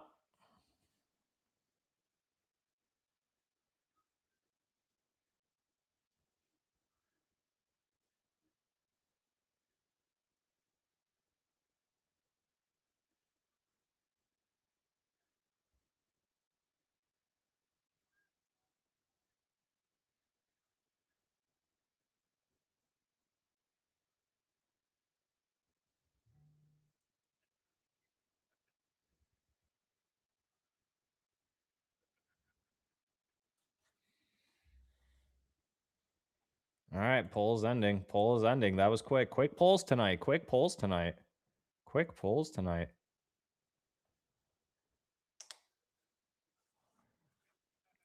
He would have been better than Cider for sure. You put him with Cider on the flank, him on the flank, but they traded for Falk. Like, Falk should have been on PP1 too.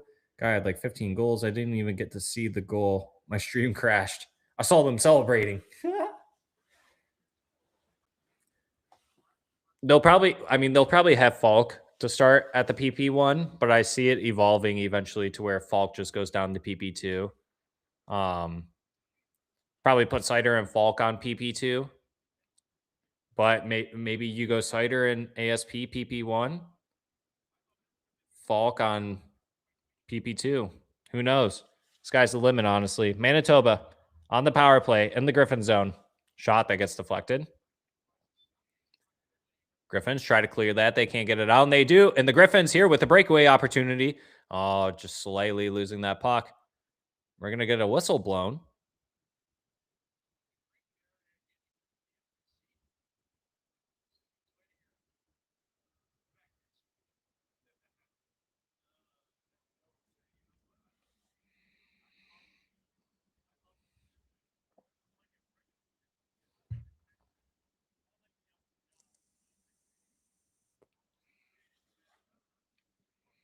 Griffins will get that puck down.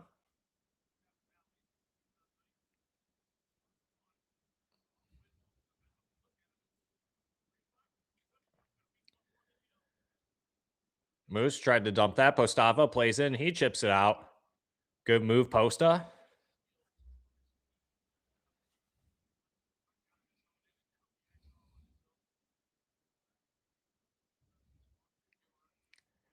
Moose getting into the zone, but Griffins, good defense there. And then they're going to chase after that puck after they dump it in deep. Moose goaltender comes in, poke checks it. Looks like he's talking some crap out there. Moose can't handle the puck. Griffins doing a good job forechecking here on the PK. Griffins PK looking really good. Oh, and that's going to be a trip. Penalty on the Moose. Tripping the Grand Rapids Griffins player on their blue line right there. Oh, now the Moose player is trying to fight. Look at him. Anton Johansson's talking a big game against him, too. He doesn't like that. Anton, you talk that ish, bud. You talk that ish, bud. Let's go, Anton. Let's go. Let's go, Anton. Way to draw the penalty. Way to draw the penalty, Anton. Let's freaking go, chatters. Let's freaking go. I like Falk, but I think they should trade him to get some assets back and retool. ASP can play in a spot next year. What's Falk's contract situation? Is he no trade clause or no move? Or is it just partially protected? Confused why they traded for a righty defenseman when they already had Sider and ASP. For whatever reason, they didn't think ASP was doing well defensively, which is hilarious because since they traded for Falk, they did worse. But I don't know. It was already their biggest organizational strength. Meanwhile, the forwards are terrible. I wouldn't say the right side was their strongest. I wouldn't say that. If anything, they should have made a left side upgrade, but that's just me speaking because I don't think Sherrod's a top 4 D man, and I don't think Albert Johansson's a top 4 D man. I don't think either of them will ever be that, especially Sherrod. He's going downhill, but we'll see. We'll see. Yeah, maybe they trade Falk for a lefty or something. Falk has 1 year left, has a 15-team no trade. Yeah, I'd definitely ask for that trade list.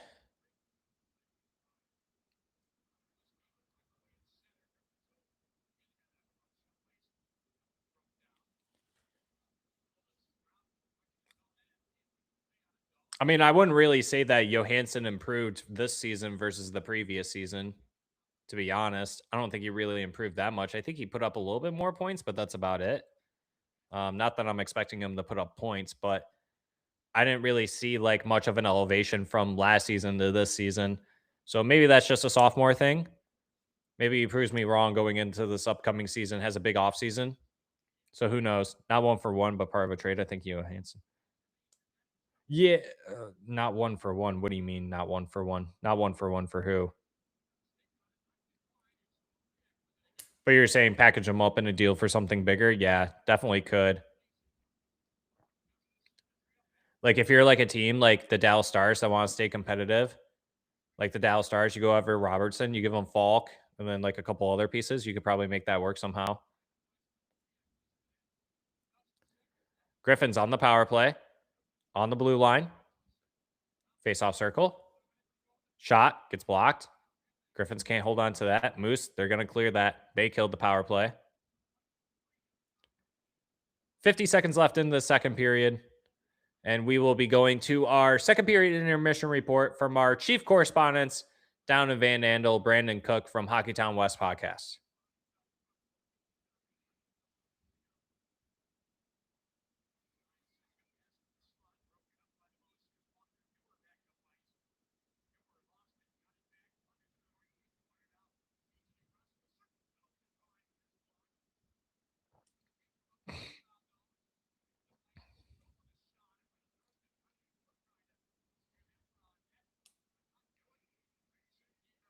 And that's going to do it for the period. Griffins leading after 2-1.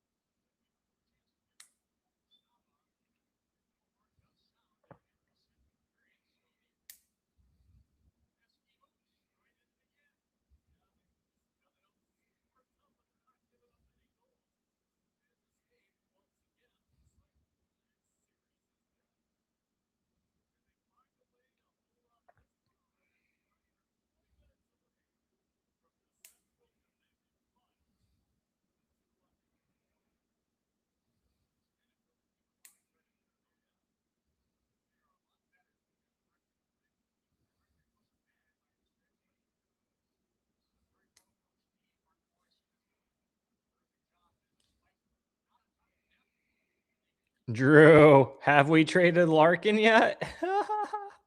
What up, buddy? Happy Friday. Happy Friday, Drew. How are we doing today, bud? Hope all's been going well. We have not traded Larkin yet. Don't get me started, man. I'm happy with the rebuild because of the goaltending and defense future of this team, but forward and particularly center, it's looking bleak. It's mostly at the center. Like the wings look fine. I think the wings will be fine. You can always get wingers anywhere from anyone, really. Yeah, center is definitely the most bleak. I'm still not very too keen on the defense. I mean, outside of like you got the three, like you mentioned. I think Anton Johansson can be something. I'm not positive on Albert. I think he's going to be a good third pair. So that's why I still need a second pair of defensemen on the left. Or if you do what you said, where like second pair is Edvinsson and ASP, and if you maybe get someone who's a little more defensive minded on the top pair with Sider, so Sider can flourish offensively a little bit more. Like I think Sider could put up 15 goals in a season. I really do. Oh, look who it is! It's Brandon, our chief correspondent from Van Andel. There he is. There he is. What a second period, buddy. How about that? What a second period. That was not what I expected at all, but here we are. Yeah, the first 5 minutes of the second period, it looked like it was a little bit of the Moose show. Kind of walk us through what happened in that goal that they were able to score to tie up the game. Yeah, I mean, Manitoba came out with the mission clearly to cause some chaos around Michael Postava, and they did a great job of it. That goal, I mean, there's nothing Postava could have done in that goal. And that's just how they're going to have to score against us, I think. They got to get around the net. They got to cause chaos. They got to get those dirty goals if they want to score. The Griffins have done a good job since then, though, clearing out the crease, I will say.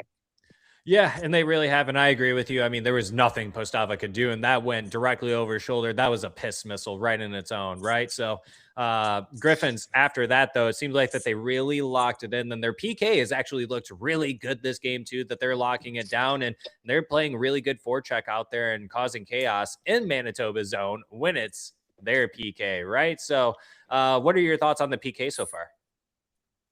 I mean, there's a reason that this was one of the best penalty kills or the best penalty kill in the league in the regular season. They are a suffocating penalty kill. They have the ability to keep the other team on the outside, keep them out of the dangerous areas. But the craziest part is watching how many odd man rushes that they can turn in their favor and go the other way. It really comes down to guys like Sheldon Dries, Dominic Shine, and even Wojtek Stachowiak as well, doing very well out there on the PKs. No, that's very good. Yeah, they look like that they're doing a really good job out there smothering the Manitoba Moose. I mean, the last 10 minutes of that second period was fantastic. And that ASP goal, what a goal. Splitting the D, basically going end to end. Walk us through that. Tell us a little bit about that. ASP, 5-hole man. A defenseman shouldn't be able to do what Axel did there. It was unreal to watch him take it himself, undress the Manitoba defense like that, and then just go 5-hole on Milic. Like, he kept it simple once he got towards the net, just get it on net. That was his goal. To be able to go from one end to the other, splitting the D like that, unreal from him. He needed that goal big time in this series. I think that'll help maybe spark him, get his offense going a little bit more. But this has probably been one of his best games that he's played in this series so far. No, and that's great to hear. And it's going to be, I mean, as Red Wings fans know, and we got some Red Wings fans here in the chatters that are watching this as well. You know, we're talking about defense structure on the Detroit Red Wings and how it's going to fit with ASP, and you got Falk and you got JBD and Sider and everything. But seeing that, I think that gives Red Wings fans a little more hope that he makes the team out of, you know, the get-go next season. So hopefully that happens. But Brandon, what would you like to see from this team going into the third period to make sure Manitoba does not come back to tie it and send this into overtime or potentially steal a win here with the Griffins leading in shots 17-12 in the intermission? Yeah, they need to play Griffins hockey. I mean, the third period has been their identity all season long. They're one of the best third period teams in the league. The regular season, they had outscored opponents 100-55 in the third period. So expect to see some goals. That's what I want to see from this team. Manitoba is a team that if you let them hang around, they're going to be absolutely dangerous. And they've got the Griffins exactly where they want them right now, honestly, being a one-goal game. So the Griffins need to come out and play their style, be aggressive, and they need to keep the physicality going. It felt like the first period, it wasn't physical between the two teams at all. You can see that it ramped up in the second period. They need to keep that going in the third period as well. Yeah, Anton Johansson being a little, this is the one part of the live stream that I'm allowed to swear, being a little shit disturber out there. What happened between him and the Moose player there that got him all riled up, and the ref basically had to tackle him down to the ice? Yeah, I mean, that's what happens when you hit one of your star players from behind. Like, he just happened to came up and caught John Leonard from behind, and rightfully it was an interference call. Leonard wasn't looking at him; it was kind of blindsided. And Anton does what Anton does. He stands up for his teammates and went right after Giuseppe. And you got to love to see that from a player like that, especially such a young kid willing to step up to one of the vets in the locker room and get them riled up too. If you can keep guys like Giuseppe off their game, you're going to have a good time. That sounds like the type of player that the Detroit Red Wings could use at some point. If Anton Johansson wants to have one hell of an off season and one hell of a training camp, he would be very much welcomed if there's space there. Like we said, the Red Wings defense as a whole is pretty locked up. But what a game He's such so a treat far to watch, man. I hope he makes it. I hope so too. I hope so too. And we're hoping that Genborg can rest up and get ready and come back out there, because I'd love to see a little bit more of him. And, a lot of the people in the chat, they are asking about, it's a little sad not to see Kiskinen, maybe a little bit sad not to see Kosa play. But once again, what are the odds, do you think, that we maybe get to see some of these guys get some action? I mean, Kiskinen and James, you never know. It's a possibility at any point in time during the playoffs, especially if you're looking for a little more offense. Luckily, the team hasn't needed much more offense. They've been able to find the back of the net, so who knows? But again, you could see them. The nice thing for Dan Watson right now is he could basically run 2 practices with how many players he has here. You can kind of run a second team practice and keep them at a playoff intensity level on their own without wearing out your starters. So I'm sure those practices are intense knowing Dan Watson. But I mean, there's a chance in the coast, like it's up in the air, man. We'll never know until Postava gives him a reason to go with him. I don't think we'll see him, unfortunately. Well, Postava, keep doing your thing.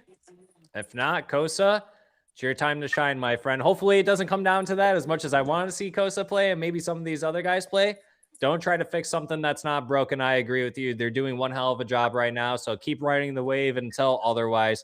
Brandon, once again, I appreciate you stopping by and joining me on this intermission report. My chief correspondent's here visiting us live from Van Andel. Definitely appreciate that, bud. Once again, let the people in the chat watching, viewing us, who you are, what you do, and where they can find you. And we will catch you maybe at the end of the third period. I'm not sure, but you laid down the groundwork for us, buddy. Doubtful you'll catch me at the end of the third. We got post-game interviews to do. So if you're looking for those, make sure you head over to our social pages and you can find us at Hockeytown W Pod. Find all the post-game and all the updates from there and all clips from the games going forward as well. And if you're looking to watch the show and get our recap, we'll head straight home after this and record an episode of the show tonight and post it at some point, probably around 1 a.m. With a recap of what we saw from this game as well. So head over and check us out on YouTube or wherever you get your podcast. We'll have that show for you live in the morning. But Zach, man, I appreciate you letting me on to do this during the intermissions. And hopefully we've got some more games to come back and do this too. But I hope we're not doing it tomorrow. I agree. Once again, I hope we don't do this again tomorrow. I would love to have the day off tomorrow as much as you probably do as well. But yes, if you guys do not follow them already on social medias or on YouTube, go give them a subscription. Hockeytown West podcast. Love you guys. Thank you guys for joining us. Thank you so much, Brandon. Hope you guys enjoy the rest of the game. And I hope it's a good post-game interviews for you guys. And tell all the boys I said hello. Will do. Appreciate you guys and go Griffs. Go Griffs. Take care. Light speed to you, buddy. All right. There we go. Chief correspondent, Brandon Cook from Hockeytown West podcast. There we go. Oh, sorry, Drew. But what's your question? I could still send it to him. What's your question, Drew? My bad, big dog. I just saw this. What's your question, big dog? I could probably get an answer from him if you want. I will actually, I'll do this too, guys. I'll do this too.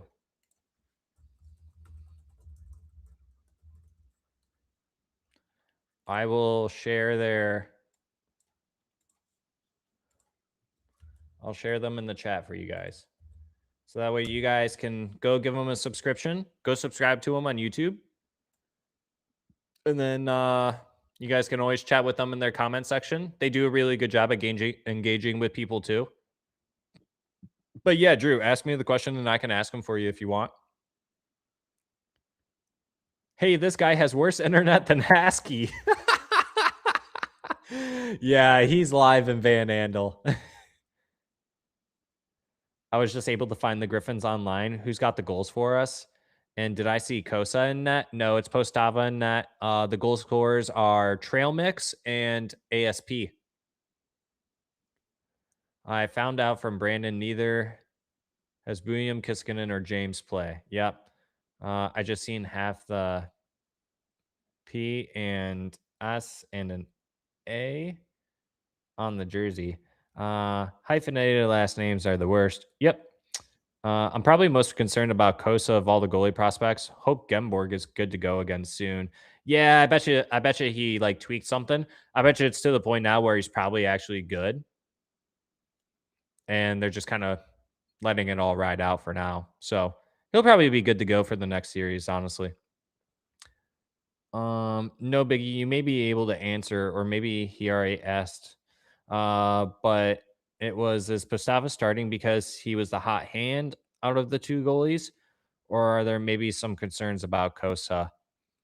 No, it was definitely because Kosa had the hot hand at the end of the season, and partially because Kosa did not. Kosa, since February, was riding a under 900 save percentage and allowed a decent amount of goals on in. So they had to go with Postava. It was well deserved by Postava. It was nothing against Kosa. It was just that Postava deserved it.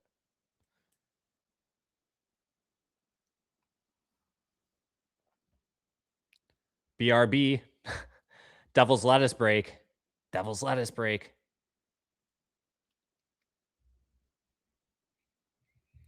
We need the edibles. Where are the edibles? How many edibles?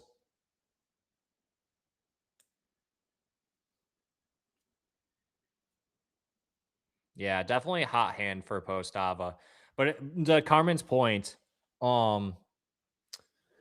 yeah, my concern, just talking from my perspective on Kosa, is that my thing with Kostava, or Kostava, Jesus, my thing with Kosa is, can he handle the, like, can he truly handle the ups and downs?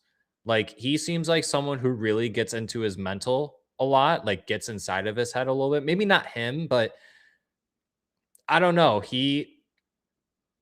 Even though he, like, I know some people say like he's always a go getter type of guy, like he's always happy, he's always goofing around and stuff, but like that's a little concerning because he goes through waves of losing. And if it's not losing, then it's waves of allowing lots of goals, or at least goals when it's not a lot of shots on net as well. So that's very concerning to me. That's how I look at it. Kosa is a good teammate and isn't being a baby about it. No, for real. Yeah, and he's not. He's being a good sport about it. He's actually very happy for Postava, which is good. You know, you want that. Okay, that's what I figured. I knew Kosa was having some struggles for a minute and Postava was lights out. Yeah. Big reason they drafted him was his character and being a great teammate. Oh yeah, no, I'm not trying to say his character is bad or anything by any means. No, I think he has a great character and he's a great teammate, but I think he kind of gets to himself. I think he gets to himself, if that makes sense. I've met Kosa in Toledo. He's genuinely a good dude and a team guy. Well, that's pretty cool. We'll never know how good Kosa will be in the NHL though until he plays. No, exactly. Exactly. Now, is that for the Red Wings to figure out or a different team? We're going to have to find out. I mean, what would you guys do? Would you guys, if you guys had to choose, who would you rather trade, Kosa or Postava? I'm not going to do a poll for it. There's only, I guess I'll do a poll for it. We'll do a poll. Who would you rather trade if you could only keep one?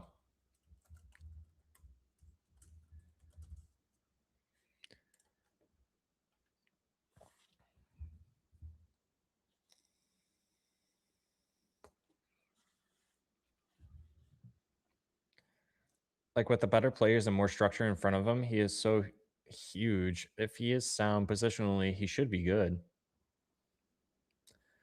Zoe's kind of had a confidence issue. Yeah. Yeah. I don't really want to call it confidence, but yeah, it's something where like his psyche, like he gets in his head a lot, I think. In good ways and bad. When it's high, he's an NHL star caliber. When it's low, it's awful. Exactly. I would go with Kosa and Postava next year. Then you have Gylander or Kosa in case of a call up. I voted Kosa, but hear me out. In a minute though, I gotta pee.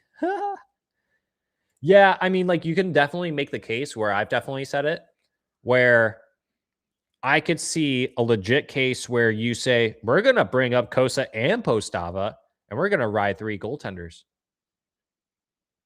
John Gibson gets majority of the starts, and then you swap between Postava, Kosa, let them battle it out during practices, and then you kind of try to figure it out from there, I guess.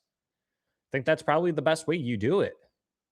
My understanding is that if Kosa doesn't sign, he's a free agent come July. That would be RFA, I think. Yeah, the Wings have to sign him. The Wings have to sign him. Third period, about to start.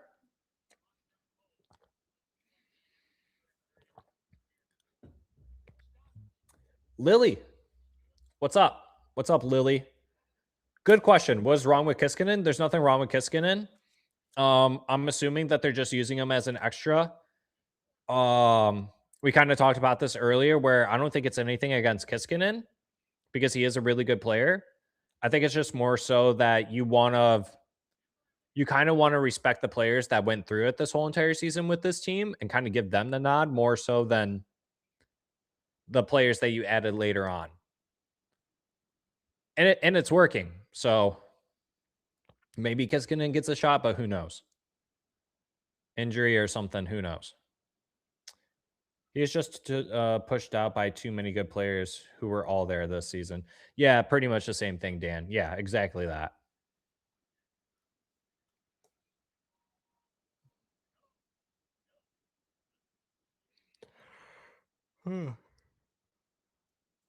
Trent yawning over here. Trent yawning over here.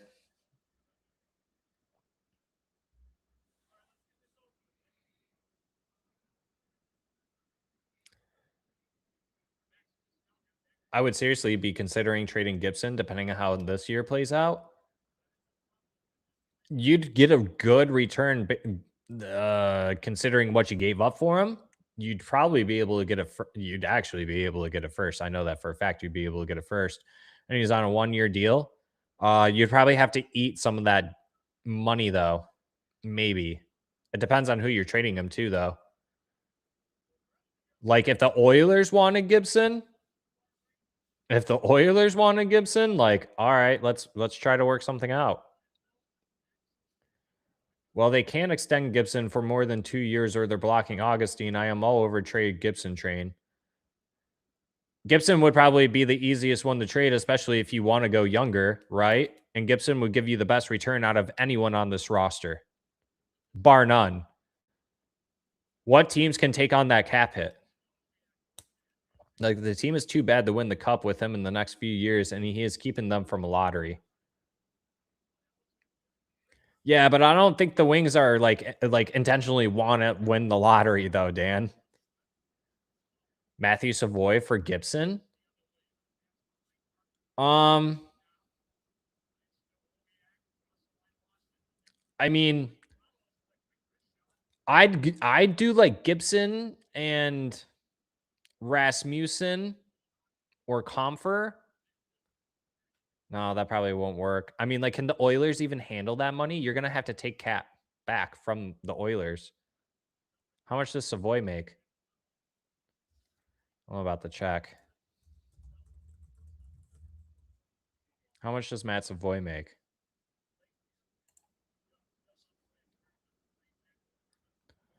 Matt Savoy makes nothing. He makes under $1 million.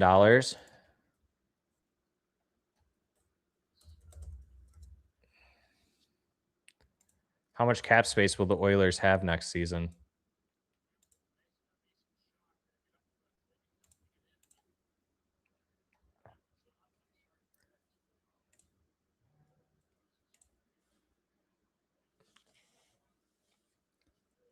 Griffins? Hold on, I'll look this up in a second here. Griffins, put it in the Moose zone. They're looking for a change. Moose trying to move that puck up. They swing it across. They enter into the zone. Oh, Griffins get that puck back. Here they come. 2-on-1 opportunity. And beyond shoots and he scores. Michael Branzig knee guard. Makes it 3-1 Grand Rapids Griffins. Let's freaking go, chatters. Let's freaking go, chatters. Let's freaking go. Nice give and go. Good play overall. NBN makes it 3-1. Huge, chatters. That's huge.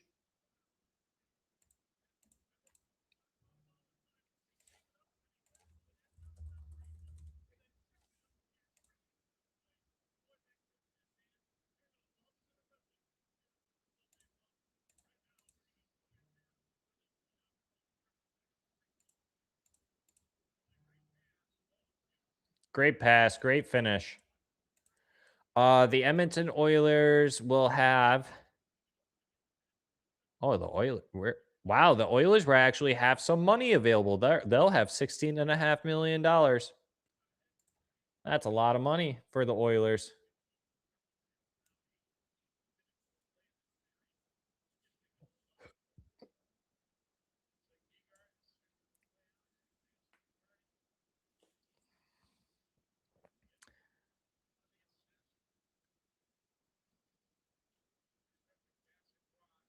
I'm not confident that Gibson is going to be consistent moving forward or that he's going to stay healthy.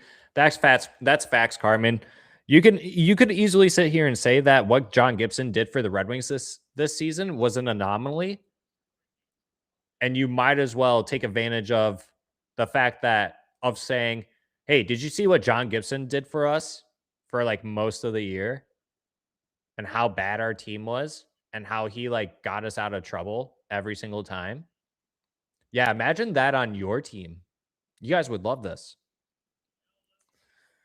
Now with Augustine in the fold, you have your future 100% focused on making sure he becomes elite. I'm afraid he will be good enough to just miss the playoffs again, but because of Gibson's dominant stretch last season, there's probably like 5 or more contenders that would be all over him. Oh yeah, I think that there are plenty of teams that would be interested.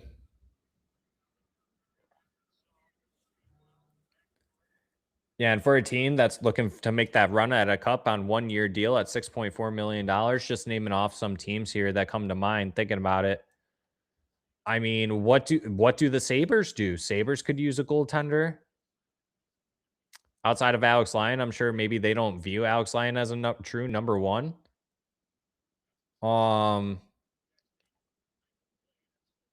Not Carolina, not Minnesota.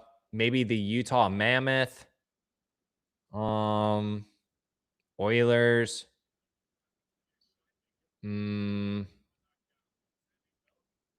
Toronto.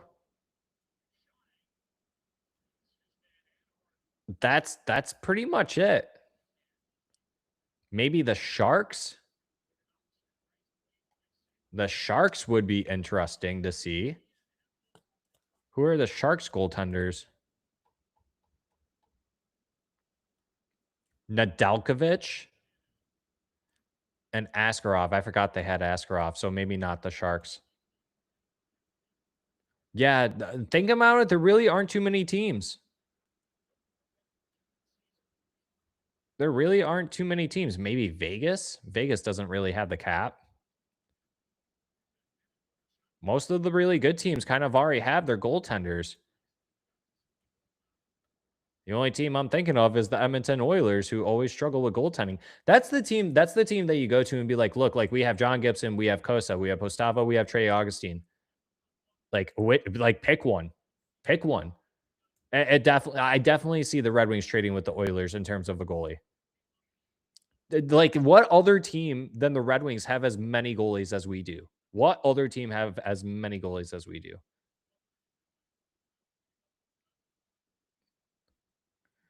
Buffalo could use a goalie upgrade. Yeah, that's what I was thinking too.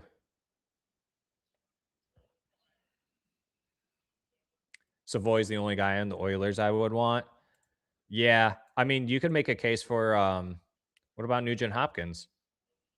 You wouldn't want a Nuge? How did the Nuge do this season anyways? Oh, he's 33? No, thank you. Never mind. I didn't realize he was that old. He put up 56 points this season. That's not too bad, but plays with McDavid and Leon. I mean, shoot, somehow try and get McDavid off of him or something, or Leon or something. What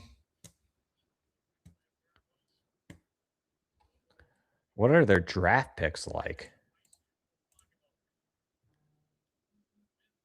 Would you guys take a 2028 first and a 2026 second for John Gibson? You guys would probably say yeah. Do you think Edmonton would give up a first and a second for John Gibson? Or do you think it would only take the first? Would you take 2 seconds for Gibson? Would you take 2 seconds for Gibson? 2026, 2027?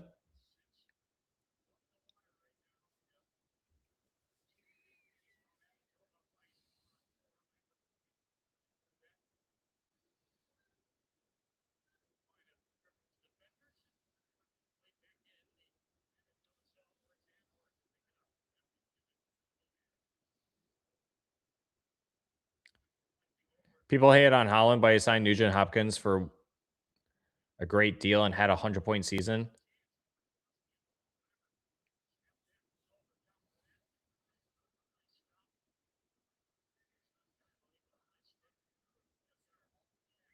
Yeah, but neither of those players ended up doing that again. Like, they were just one-time things. So at that time, it was like, yeah, but now looking back at it, it's like, those deals are great. I'm not going to sit here and say those deals are bad. I think they're really good deals.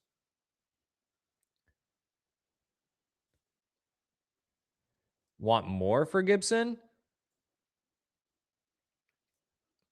I mean, historically, like, goalies really don't give you that much in a trade. I think getting a first and a second is fine for Gibson. Like, that's good. Like, that's a good deal.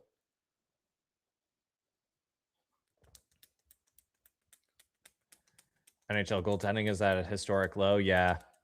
NHL goaltending has been slacking.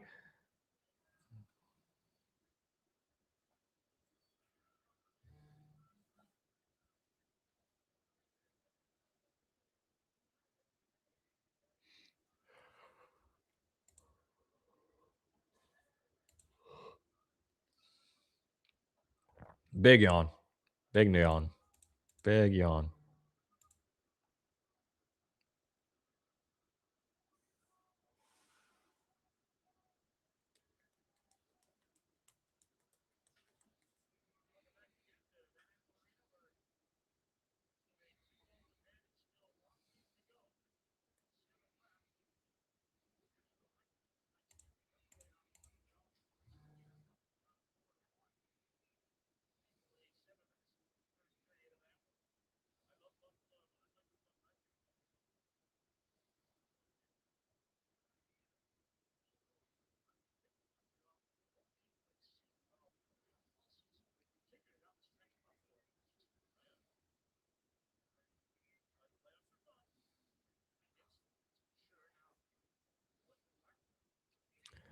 Griffins with it in the Moose zone. Griffins shot. Good save from the Moose goaltender. Puck goes into the corner. Griffins keep it in. The puck almost went out. Center. Oh, stick breaks. We're going to get a call here?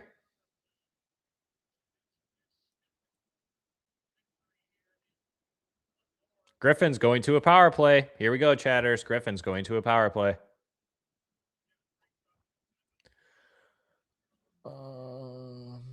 They have to decide what their timeline is. The picks become assets for proven players now, or they're pushing it back and selling. A couple seconds would be good, but they will probably be late picks. Right, correct. Yeah, I feel the timeline is Sider and Raymond age 100%. Like, you trade Gibson and Falk, who are 32 and 34, and you get what assets you can for them. Larkin, I would trade like he is 30 and not a 1C. What up, brand new? Bro, I finally got out to play 9 holes this evening. Is spring finally here to stay in Michigan? Had the place to myself too. So nice. There you go, brand new. Hell yeah. What a great Friday for you, bud. Welcome back. Good to see you again, buddy.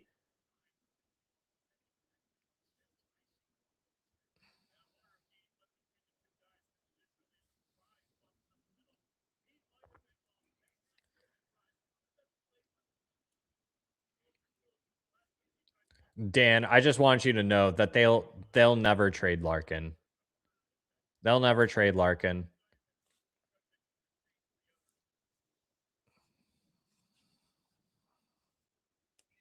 Not because he's from here and not because he's the captain, but I mean like if we wanted to blow it all up, like you almost can't. You can't. There's still a floor that you have to meet in terms of cap. So unfortunately for that reason, you kind of still have to keep Larkin.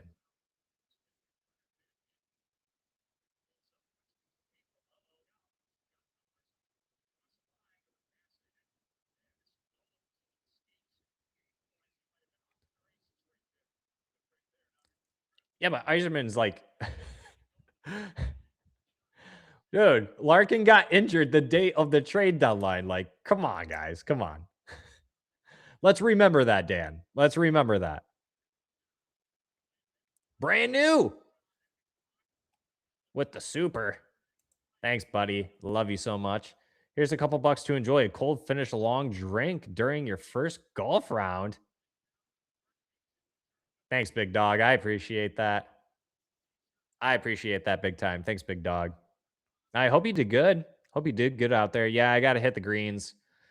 I got to hit the greens at some point. I got to go break some windows.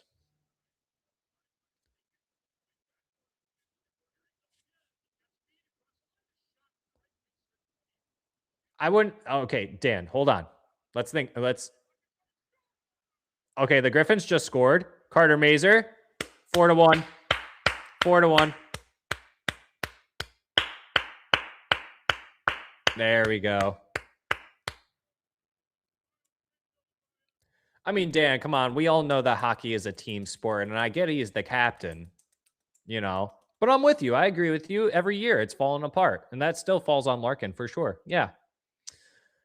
Yeah. I just don't think it would be this season if it were to get done anyways, Dan. But it's hard to, you can't just sit there and say it's Larkin's fault that they missed, especially when he got injured at the trade deadline and was playing on one leg. It's just, you know,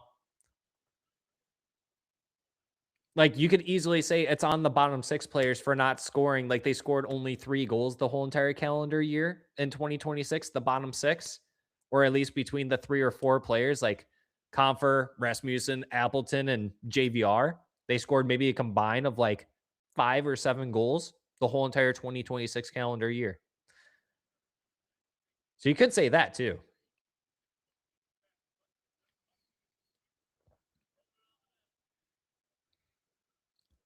I mean, Dan, it's not the weirdest thing for a player to be known as injury prone. Everyone's known that. Dylan Larkin is very injury prone. He's injured every year. He is injured every year. That's a downfall to Larkin. You know, it really is.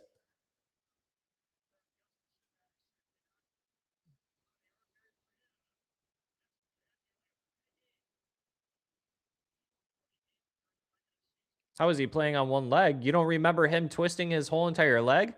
Dog, I'm pretty sure he tore his ACL or MCL. 100%. Like, he was playing on a torn ligament or two.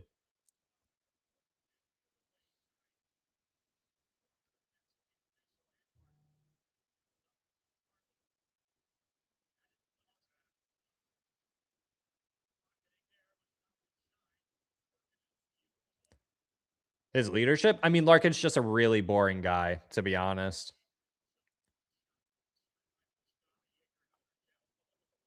I don't know if it's just because, like, that's like, I don't know if professional hockey players are taught to be like that when they talk to media, like that they're supposed to just be so bland. I don't really think Larkin is like that behind the scenes, like in the locker room.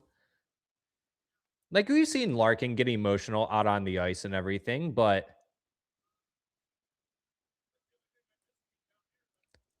I don't know if like on the other end, like if it's a little bit better. But like in everything that I've pretty much seen him in, yeah, he's a little bland. But you saw him when he won the gold medal. Like he was pretty freaking happy, man. So I don't know.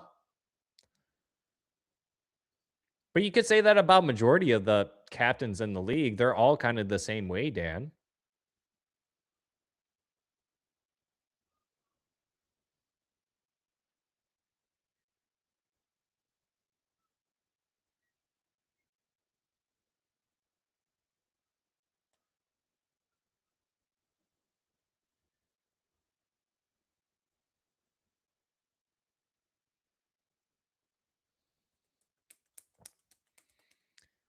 I don't think his leadership is the issue. He's a lead by example kind of guy who brings it every shift.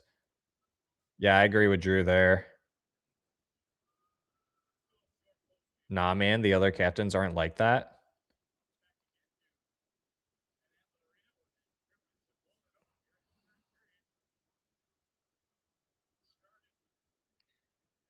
Well, you kind of picked the two of the best three players in the league as an example, comparing to Larkin. That's not really fair. Sider would be perfect captain. I mean, Sider doesn't really show that much emotion either. I think he just kind of answers questions a little bit better than Larkin does, to be honest.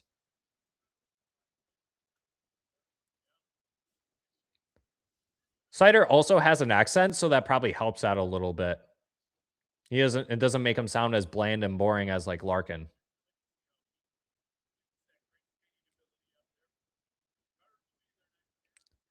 Larkin is too mopey when going gets tough for my liking. Yeah, that part I'll agree with.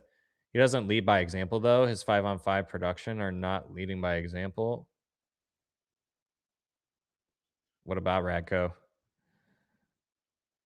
Jamie Benn?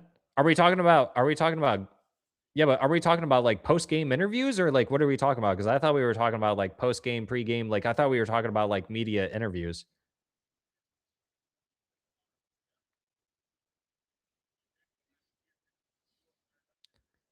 If he's giving his all every shift and other players don't see him busting his butt for the team, then you have issues with the players.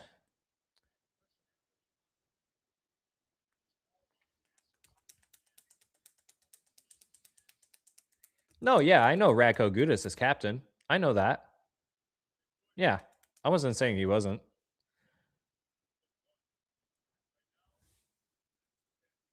Next stream, I promise the latency won't be as high on this one because the delay is killing me here.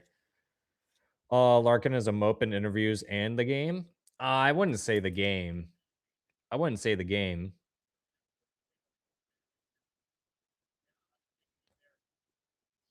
Now, Dan, if you switched it up and said Dylan Larkin is overplaying in his position, maybe he is. I don't know. But he shuts down the best of the best players in the league, just like how Sider does, just like how Raymond does. He's got to play the two-way game.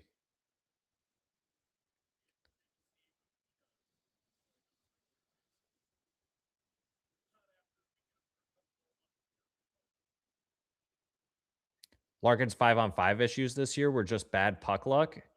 It was team wide. He still potted 30 goals while the bottom 6 did nothing. I would disagree. I'm going to disagree there, Drew. I wouldn't say bad puck luck, but I agree with the part where it was team wide. 5-on-5 was an issue. Does he shut them down though? Yeah, he does. They still score and lose. Dan, we ended up more wins than we did losses this season.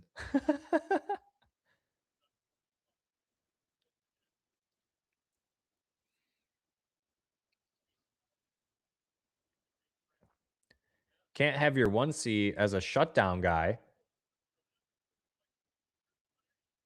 Well, you got to shut down the other team while also scoring goals. He got 30 goals this year. Just not a lot of them in the 2026 calendar year.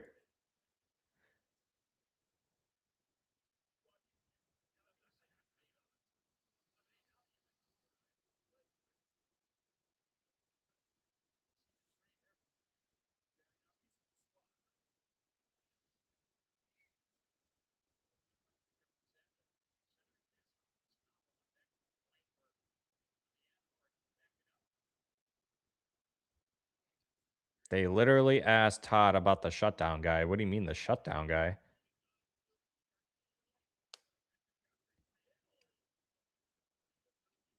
Dan, these aren't excuses. Buddy, these aren't excuses.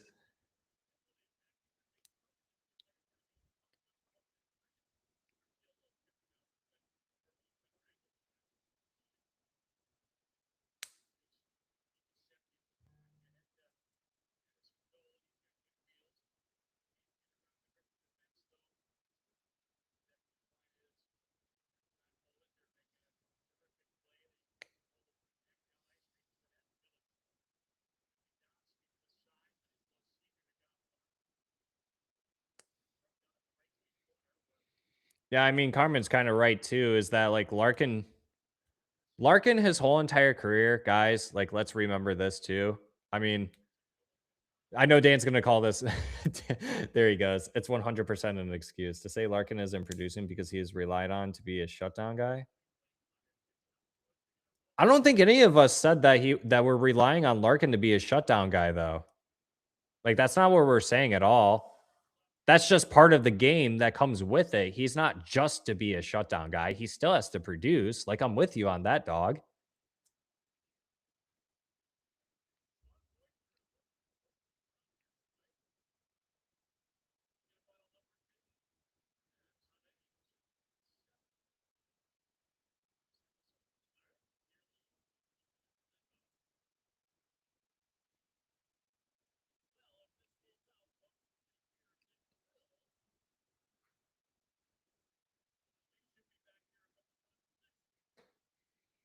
Why do you need other players to make your 1C produce?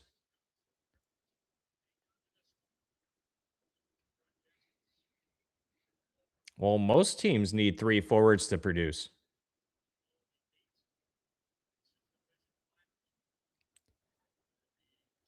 I don't know. It would be like, yeah, we could have. What's a good example here? Let's look at the San Jose Sharks. I'm just gonna use a real. Let's just. This is. Dan, I think I don't know if like I can't tell. Like, do you think I'm like arguing with you? Like, do you think I'm like really disagreeing with you? Like, I just want to make sure. Like, I'm not like disagreeing with like anything you're saying. I'm really not trying to make excuses, but like I just don't know why you're getting so up in arms. How many people are like we need more guys to make our he has never been over a point per game. I don't think using Tyler Bertuzzi is a good example either, anyways. But I mean, like you could look at San Jose.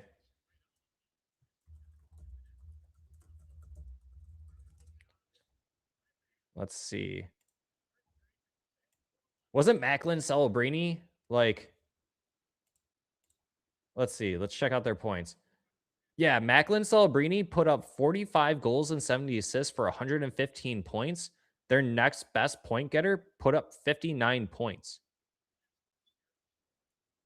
So it's like, okay, Larkin could be the point producing center that you're talking about with no wingers and still miss the playoffs. But obviously the Sharks, that's a different scenario considering that they're just a super young team. So that's obviously going to get better.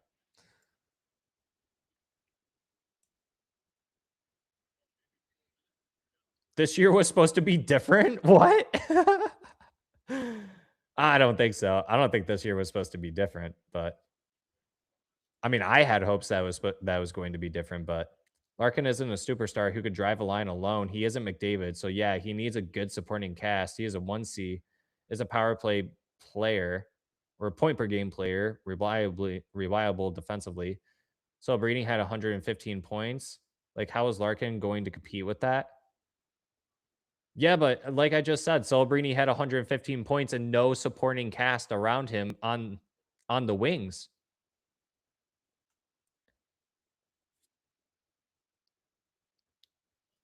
Dan, Dan, they're not even in the same conference, Dan. They're not even in the same conference. What do you mean compete with that? He has a supporting cast. He has a Norris caliber defenseman.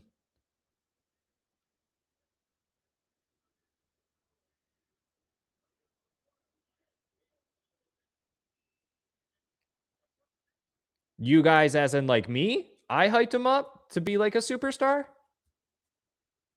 I don't remember doing that. I was just really happy to see him win a gold medal.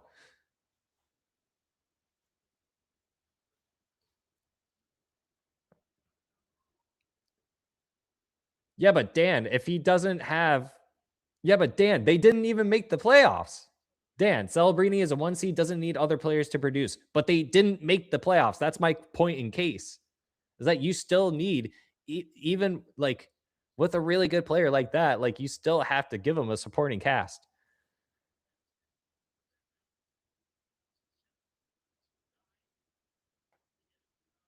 I don't think comparing Celebrini to Larkin is really that fair. And that's not to defend Larkin. Like that's like saying how good Macklin Celebrini is. Look, Dan, I think we all agree with you that like Larkin isn't like the greatest number one center. I think we all can agree on that. And it is what it is. Manitoba just scored 4-2. It's looking like yesterday's or the other, yeah, yesterday? No, it was 2 days ago. The other day's game.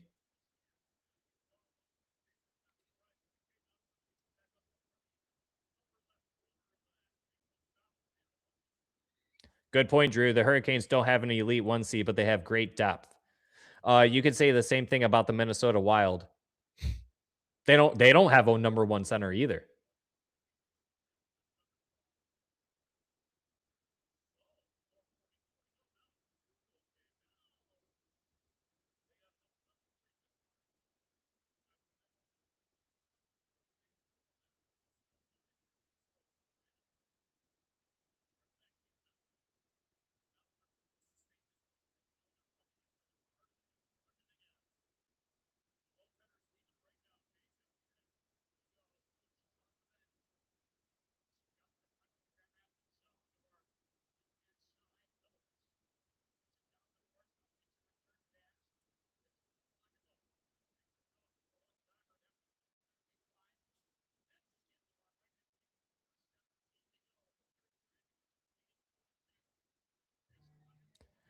How about his 5-on-5 production? I mean, Dan, if you go into this season and it happens again, then yeah, then maybe you got to do something about Larkin. Pinching at the blue line and costing, oh my goodness, come on. You're going to really say the one play Larkin made is the reason they lost the season? I think that's a little strong. I don't think you could pinpoint one reason why they missed the playoffs.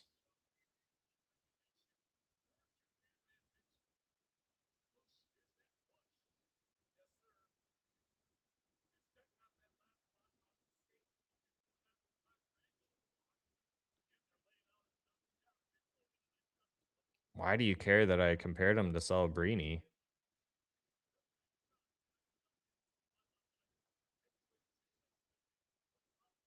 Because we're talking, I mean, we're talking about a 19, 20-year-old kid who put up 115 points to a guy who's 30 years old, completely picked at different spots in their careers, the draft.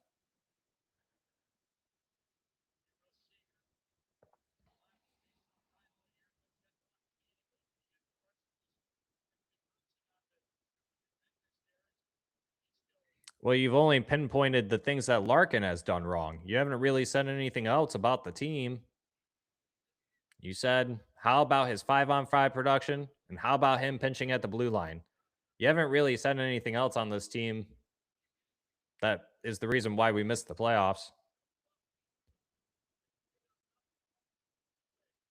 Who is saying Larkin is no, Dan, I think you're Dan, no. I did not say Larkin is so good. I never said that once. I swear, I never said that once. And you can even go back and rewatch this whole entire live stream. Not once did I ever say Larkin is so good.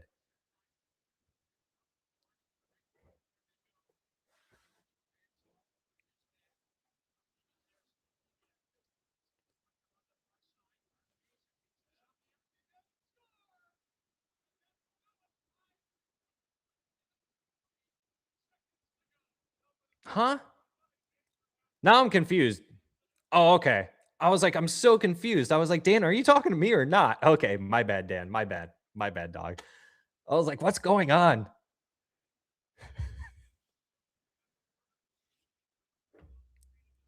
I was like, when did I say this stuff? Empty netter goal for the Grand Rapids Griffins. You guys crack me up though. You guys are funny.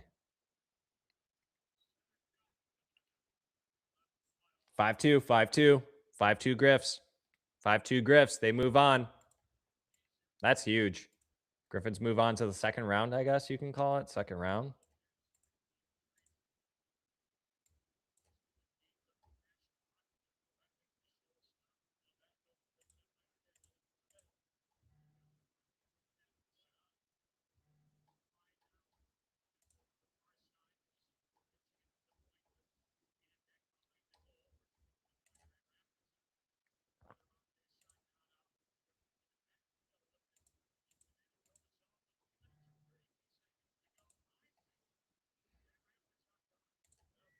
Two minutes ago, chatters. 2 minutes ago left in this game.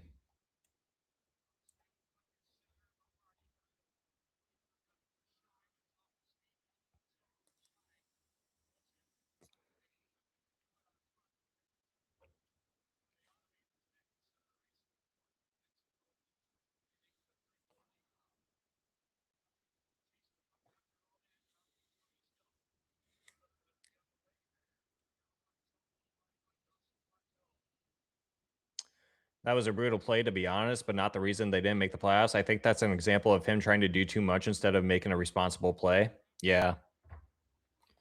It's kind of one of those flaws with Larkin where this does happen like a lot, and I'm even someone who's at fault of this, and that's kind of like a human nature is that people will tend to just try to do everything on their own and just kind of have that weight on their shoulders where they feel like that they have to do it all on their own. Larkin made the costly move, didn't work out, so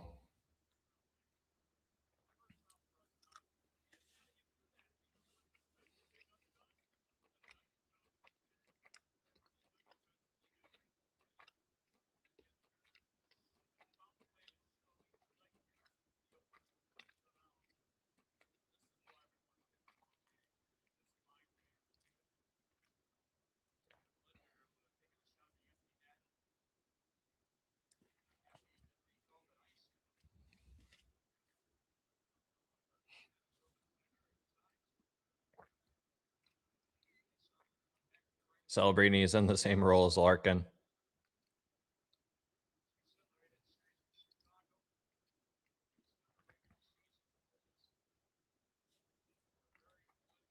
Dan, do you know what I just want to throw this out there. This isn't an excuse, but I'm just throwing this out there. Just to let you know what other centers in the league or what on other teams are doing. Let's see here. Like I brought up the Minnesota Wild as an example. Do you know what their number one center put up in points? 51. 51 points in 70 games. Joel Eriksson Ek. 19 goals, 32 assists for 51 points. That's their number one center. That is their number one center.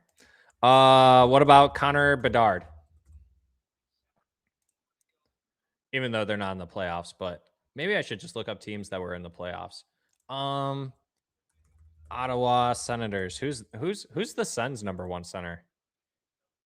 Who's the Suns' number one center? It's not Stützle, right?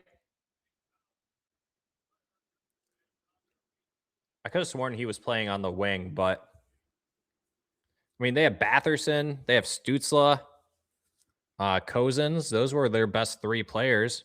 I mean Stützle, if he played center, 83 points, but then Drake Batherson, if he's their number one center, which I think he plays wing. But then Cozens, yeah, 71 points, 59 points. Like,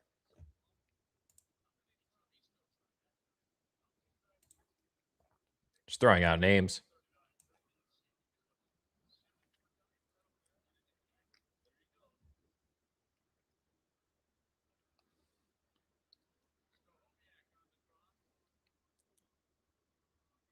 Well, you don't want to hear about those 1Cs, but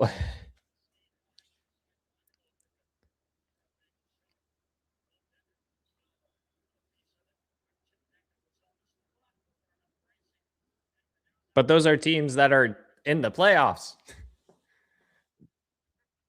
Like Carolina very well could win a cup without a super high elite number one center. You think the Wings could win a cup with Pettersson at 1C or Robert Thomas? I think that definitely helps your chances. I mean, regardless if you put Pettersson or Robert Thomas as a 1C, you could flop them to 2C. I mean, it doesn't really matter.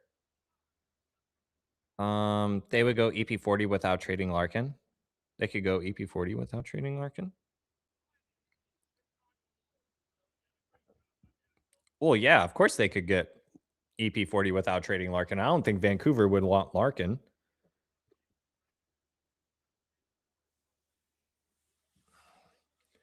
Anyone care to fill me in on the Griffins playoffs? I've been on Wings hiatus since the inevitable collapse. What up, Conrad? What up, Conrad? Yeah, the Griffins just won. They just eliminated the Manitoba Moose. Griffins just won 5-2, and they won the series 3-1 after being down 1-0. So they won 3 in a row, and they're moving on to the second round. Griffins are moving on to the second round, everyone. That's huge. That's huge. Griffins moving on to the second round. Postava, stellar performance. Carter Mazer with 4 goals. ASP had a fantastic goal. MBN got a goal today. And then Edward Trailmax got a goal today. EP40 isn't a 1C, though, by your logic. He scored less than Larkin. If they trade for Thomas, they will have to give up the farm. Doesn't matter. It's the Wings. If it's the Wings or anyone else, you're going to need better depth without a superstar. They don't have either. They don't have a superstar or depth, you're saying?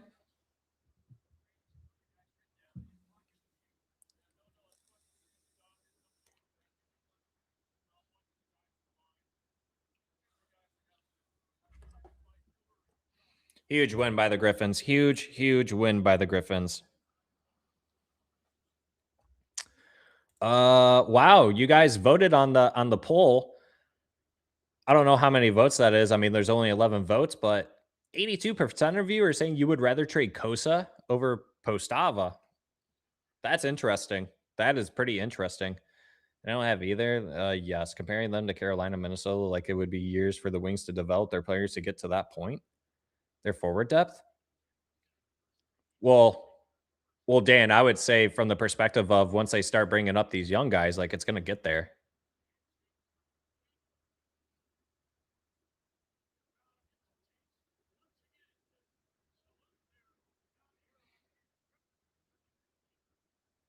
I appreciate that. I saw Antonio Hansen is on the squad now. Could really use him to head as a side. He had a really good game. He had a good series. Antonio Hansen looks legit. Antonio Hansen looks like he could really push for a spot. Same thing with ASP. I mean, it's going to make it very uncomfortable for JBD, which, I mean, I could really see the Wings going out there and trading him. I really could see the Wings trading JBD. But who knows? Who knows? Wings love to have their depth. Confer Rasmussen, Appleton, Perron, and probably even JVR and Kopp aren't even NHL players at replacement level at best. Yeah, but Perron and JVR aren't coming back. Kopp would be fine at a 3C. Appleton is your 12th or 13th forward. And then, yeah, I agree. You got to move on from Confer and Rasmussen. It's not like we're keeping them.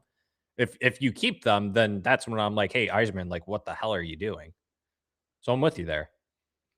At this, you're starting. Yeah, that's my point. By the time the young guys get to the team where they will be deep, it will be years. I don't think so. It's not going to. What? No. If it keeps going with this line of Mazer, Lombardi, and MBN, I guarantee you that we could see those 3 being on the team next season. I never said the team wasn't crap and to blame. Like the bottom 6 forwards are crap.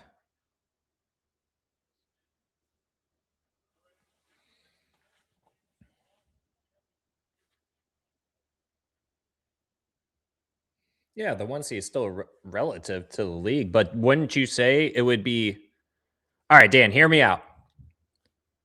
Do you believe if the Red Wings traded, let's say they got like Jason Robertson instead of a 2 seed? Just humor me here. Let's say they went out and got Jason Robertson, they put him with Larkin and Raven. You don't think Larkin would benefit and be over a point per game player if they went out and got a Jason Robertson? Mazur and Lombardi, they both are 24. Isn't that when Tatar and Gustav Nyquist made the Red Wings team? When they were prospects? Isn't that when they joined? Like how long till Augustine plan our impact players in the NHL? It depends on how impact, I guess. I don't that's a good question. I really don't know how to answer that, to be honest. I like JBD as a security blanket, but if you can get something of any value back, you do it. Yeah. I don't know if it would be a lot, but there might be a team out there that would be willing to take him. Oh, Ammo got 2 assists tonight. He got the 3rd star. That's pretty cool. Look at that. Yeah, Mazur got 2 goals. Amadeus Lombardi got 2 assists. NBN got a goal this game. Watching Zach Benson in the playoff hurts my soul knowing he was there at our pick. Yeah. Yeah. Yeah. I would love to have Zach Benson. I never said the depth wasn't excuse for Larkin. Never said the depth wasn't bad. Said Larkin wasn't a good enough 1 seed. Larkin isn't, not wasn't, but isn't a good enough 1 seed to win a cup. I don't know. I don't know. You could be right, Dan, but I don't know.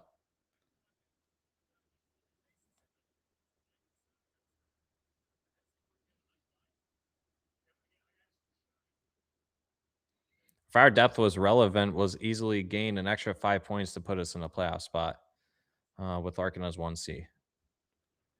Yeah, but Dan's overall argument is not just about making playoffs. It's about winning a cup. That's like his issue with Larkin, is that he just doesn't believe Larkin could elevate this team to winning a cup. But everyone knows it isn't like you look at Connor McDavid. Connor McDavid hasn't won a Stanley Cup.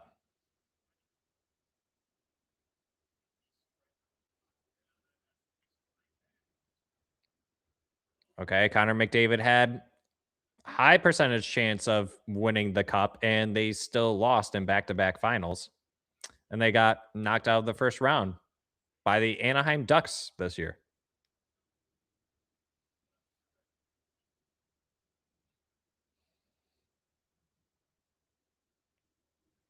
Larkin can't elevate two. Larkin can't elevate 2 lines, like the 3rd and the 4th line. It's not to elevate. It's not. Look, it's not to elevate Larkin. That's a personal. Yeah, but that's a personal accolade. That's not a team accomplishment. Winning the Conn Smythe.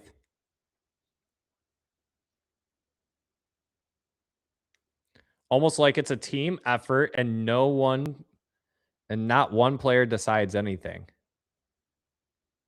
Cider House DRW coming in with a hot take. None of us know how this team would fare in the playoffs, especially if they made it while having the toughest division in the league. So yes, they very well could have made a run with adequate thought you're gonna say defense, but depth.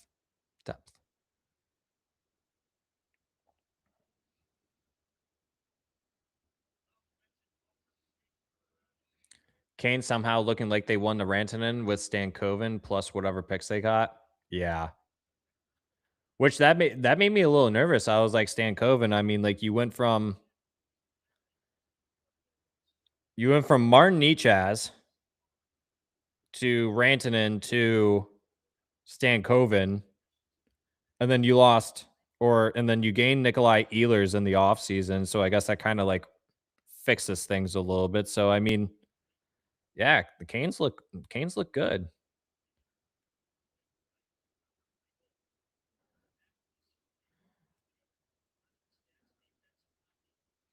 Yeah, I agree. They weren't making a run this year.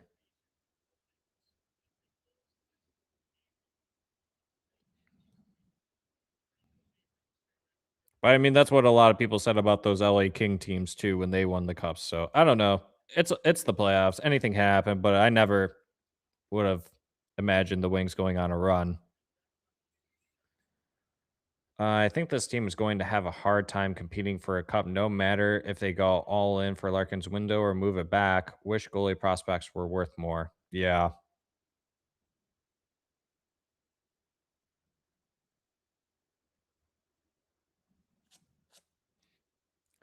For me, honestly, I think like to be honest, guys, like as much as I want to win a cup, I don't need it like anytime soon, as long as my team is competitive for a cup for a long time. Like, I don't need the quick satisfaction of, oh, yay, we just won a cup. Now we're completely depleted. We might not be able to do this again. Like, that's kind of like what Ken Holland did to this team. You know, you made that push, you won it, then you went back to back, you lost, and then you just tried to keep replicating that, but it kept getting worse and worse. And then you were left with nothing. And that's a little bit of how we ended up where we are today. You know, it kind of sucks.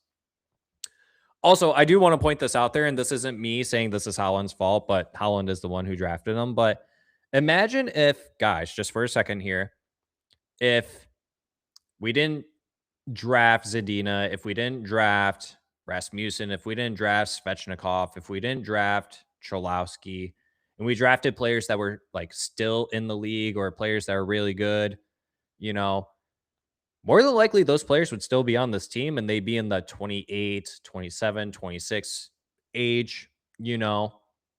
This team probably would have made the playoffs. Just kind of saying. So, I mean, those 4 years of those 4 picks not really working out really set us that much further back. It's honestly just the reality of it, or at least how I kind of look at it. Once again, it's really not an excuse, but more of a fact, honestly. Like, it's a fact that set us back, but it's still on Eiserman to get us on track. Unfortunately, the draft just didn't really work out. It won't even let me compare Larkin to other players in the exact same position and role as him. Like, what am I missing here? You guys need to wake up. In 10 years, when the others are closing, I can't bring up Celebrini like Toronto just got McKenna or Stenberg or whatever. I don't think Eiserman has the luxury of restarting the rebuild. They would replace him if that was the direction.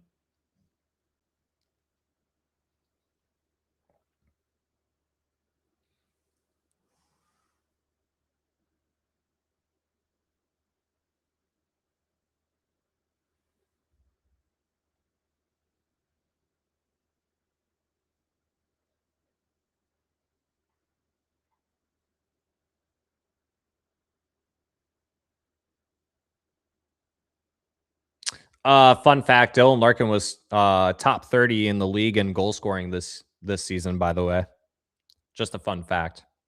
I found that out the other day. I didn't really realize that.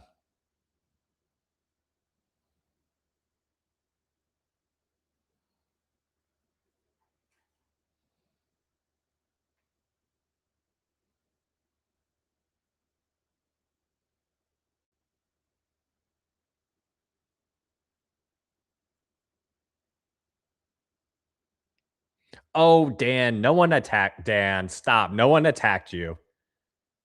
No one's attacking you. People are just having dialogue with you. They just have different opinions than you. That's not you being attacked, dog. Don't take it personal.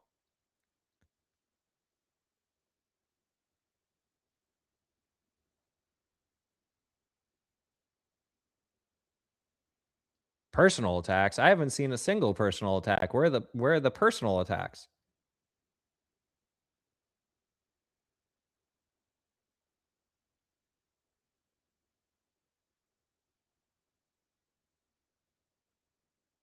I don't remember seeing a personal attack.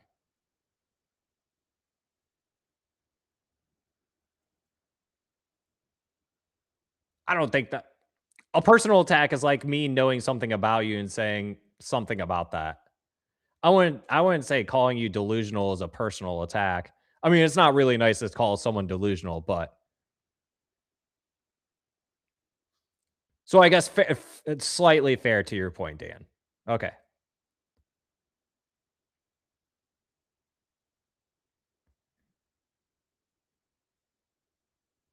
Saying you're too high is an insult. Well, are you high? are you are you on the devil's lettuce right now? Like, oh man. The answer to my earlier question is Jackson Lacombe. He was the next. Oh, I'm sorry, Carmen. I didn't even see it. The answer to my earlier question is Jackson Lacombe. He was the next D-man drafter that the Wings took Wallander in the second. They need pick or two like that to make up for past failures. Yeah, unfortunately, the Wings are getting more out of their 7th round picks than they are their 2nd round picks, which is super unfortunate. Wings have had, pardon my French, shitty luck at drafting in the 2nd round, if I do say so myself.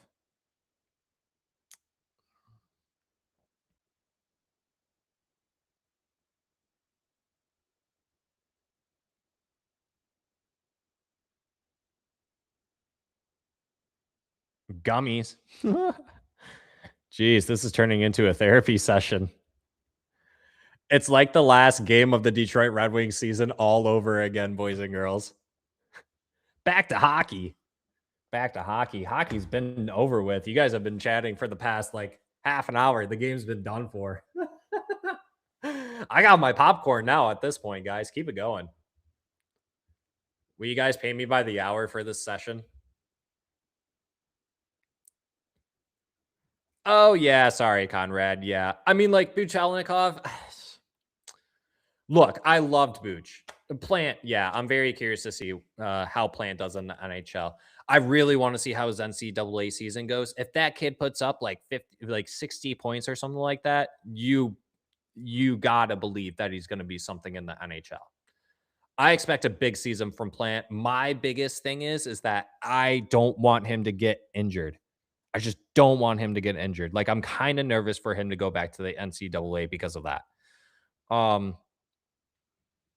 Yeah, like I liked Booch, but I don't know. The fact that he's going back to the KHL for another year, I mean, like, it's not a big deal, but St. Louis has the time to wait.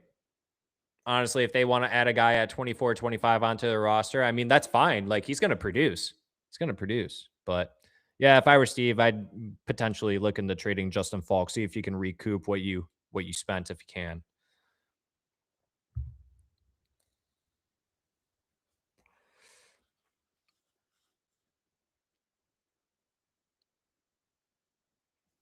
Yeah, for first 4 years under Yzerman, he missed on most of his 2nd round draft picks. Yes, 1000%. That set us back. Montreal and Sabres depth picks have blossomed. Yeah. Yeah, we've had more 7th round picks pan out than we have 2nd round picks. But I think that's actually a true statement. Someone can fact check me on that, but I'm pretty sure we've had more 7th round picks make the Detroit Red Wings roster than we have 2nd round picks since Steve Yzerman has been in the front office. If the Wings want to win a cup, they can't just. Dan, like, are you Dan, were you expecting this team to like be a cup contender by now when Yzerman was hired? That's actually a genuine question. Like, I'm not trying to be a smartass or anything. Like, was that kind of like your expectation with Yzerman? Do you even watch the playoffs? Oh my god. Now that oh geez. Well, you can't ask questions like that, Dan. Do you even watch the playoffs, Drew? Can't ask questions like that. You actually think Larkin and the Wings can compete with these teams and realistically win? I mean, who knows? Maybe they would turn to gear. Who knows? But I would say no. I would say no. Wallander could still pan out. I'm so confused on why Yzerman at his press conference decided to throw out Wallander's name as someone who could fight for a roster spot next season. Like, I was very blindsided by that. Very, very blindsided by that. But like, remembering preseason, like, Wallander looked good. He didn't look that bad. Genuinely thought it would take 10 years. Well, we still got 3 more to go. 3 more to go for Yzerman. So hold on, Dan. Buckle up, buddy, if they actually win the cup. What up, Jay Burke? What up, buddy? What up, buddy? Happy Friday. What's up, big dog? What's up? Sleeping on the gas with this team and no 1C makes no sense.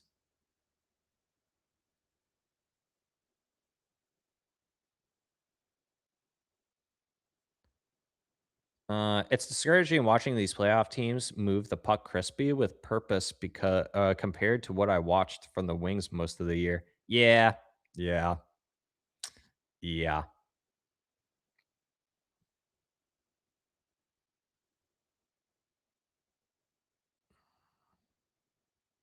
Jay Berkey, happy Friday, Faraz.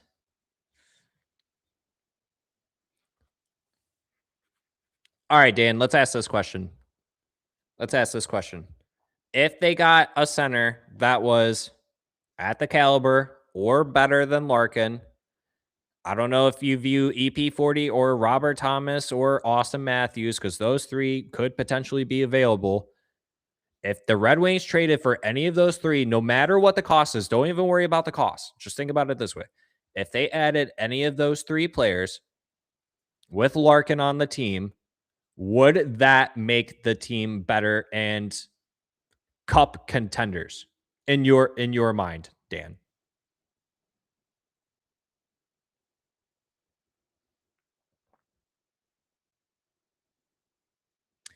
Where can we watch the Griffins? Flow Hockey or Flow Sports. Sorry, it's called Flow Sports. It is subscription based though. It is subscription based, Jay Burke.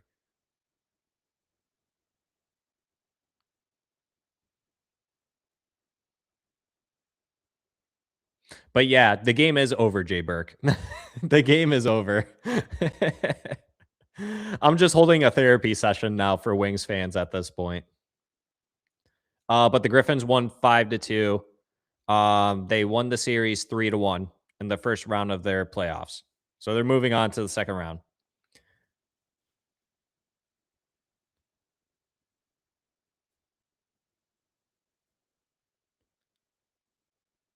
Wait, Dan, can you at least answer my question? If you added a player at similar caliber of Larkin or better, would this team be a cup contender? And let's say you changed out the bottom six.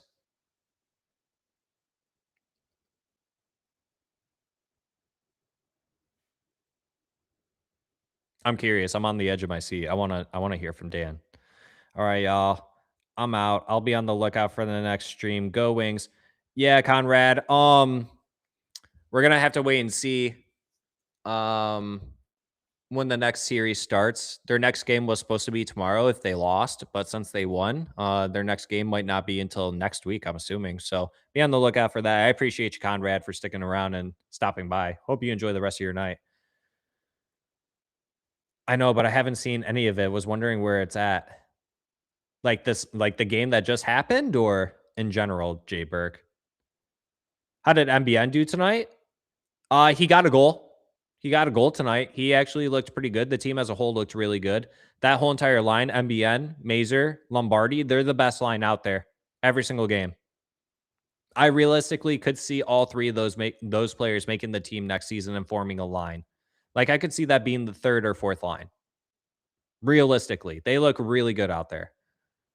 Like if Larkin produces 5-on-5 and hits 40 goals, they're a playoff team, and I'm not complaining. Wait, answer my question.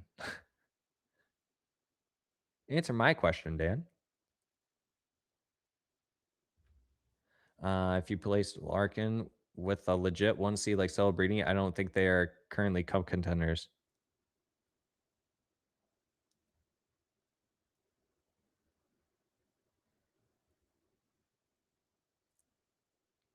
Okay, but do either of those are either of those three names that I mentioned, Matthews, Pedersen, or Robert Thomas?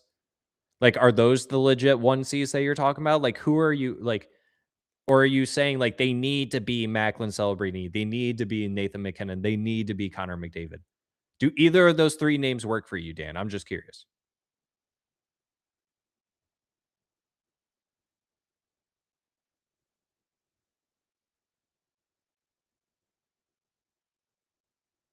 ASP did score. Yeah, ASP scored a nasty goal.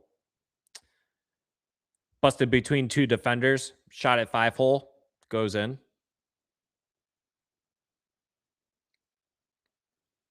Okay, you don't think Pedersen is a legit 1C. Okay. Okay, so then if you got Robert Thomas or Austin Matthews. Okay, forget about softness though. We're not talking about softness. We're talking about like a caliber center, like number one center. Robert Thomas, yes, but still you're at a disadvantage. Why would you be at a disadvantage? Okay, we're getting somewhere. So let's say the Red Wings add Robert Thomas. What is your disadvantage now?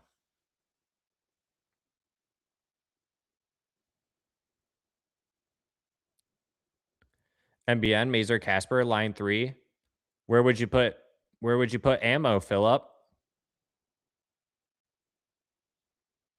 Thomas would be amazing. I agree. Matthews is a 1C in regular season for sure, but disappears in playoffs.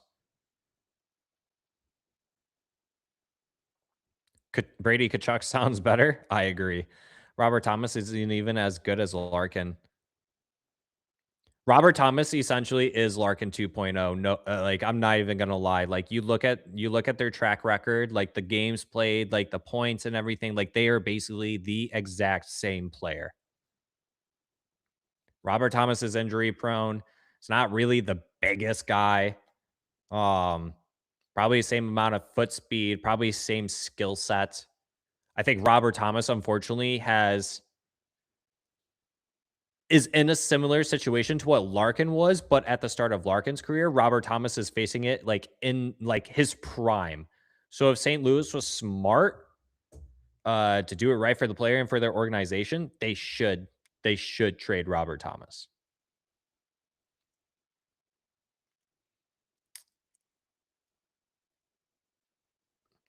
I mean, stats don't lie, Dan. You can go on Dan.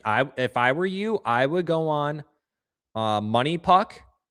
Go look at the deep stats on Robert Thomas versus Dylan Larkin. If you have time to do something like that, I really recommend you doing that. Like there is the eye test, but it goes deeper than just points too. Like you got to look at all the other stuff too. Robert Thomas doesn't even hit people. Robert Thomas is actually a very soft player. He does not hit. Robert Thomas does not hit.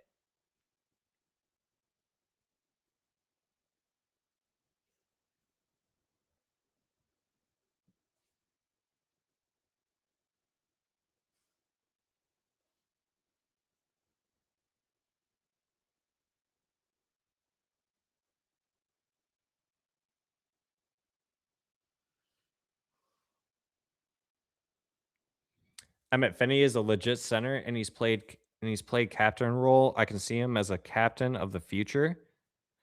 I don't know about center of the future. I don't know about maybe he could be a captain of a team. I don't know, but he got invited to the World Junior or not World Junior, but the World Championship team for Canada. So that's pretty cool. Hopefully he makes that cut. But he looked good at his time when he did play center for the Wings. I would love to see them experiment with that a little bit more. See how that works.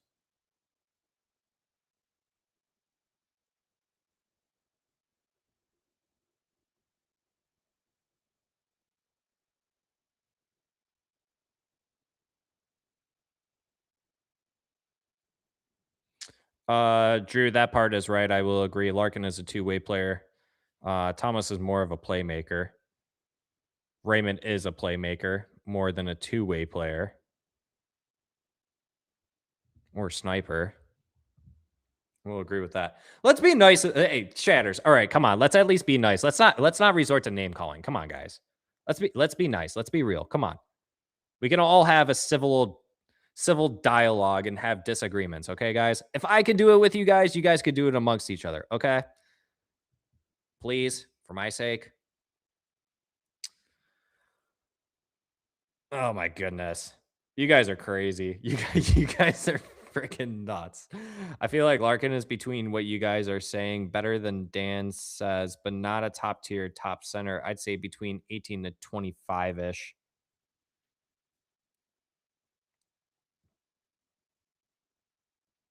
One of these days, I'm going to make you guys duke it out in the streets. We're all going to meet at LCA one day. and you guys can just solve it that way. Like the Toronto Maple Leafs fans did when I went to the Red Wings first Maple Leafs game back in like the early 2000s. I saw them get in fights with Red Wings fans, and Red Wings fans would always kick their butts.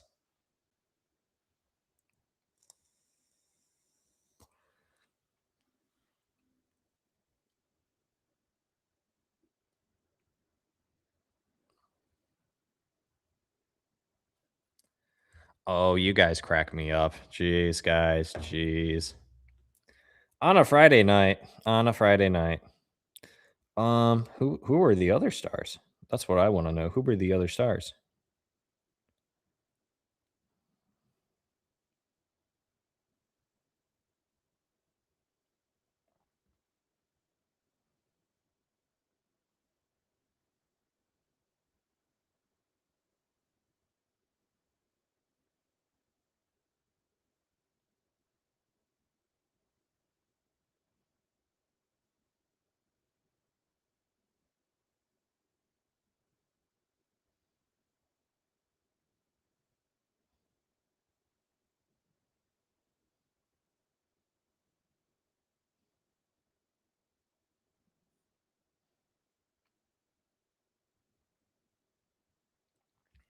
Um,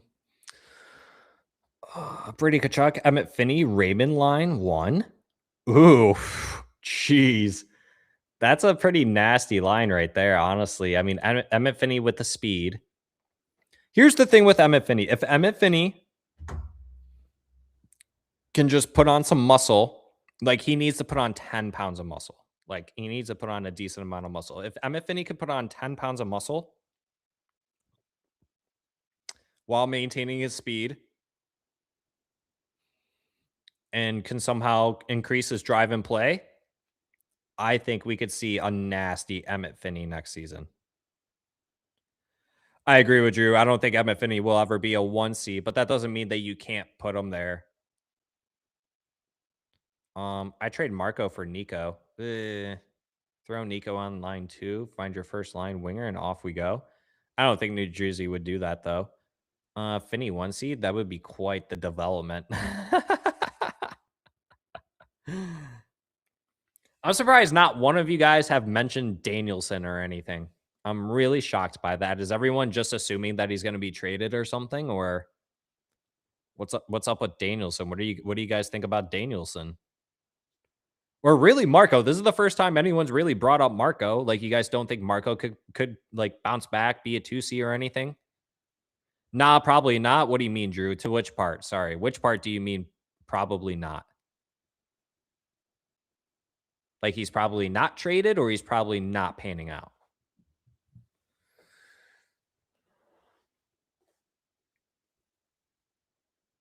Remind me for next stream to fix the latency on this, because there's a huge delay from when I read this to you guys receiving my feed.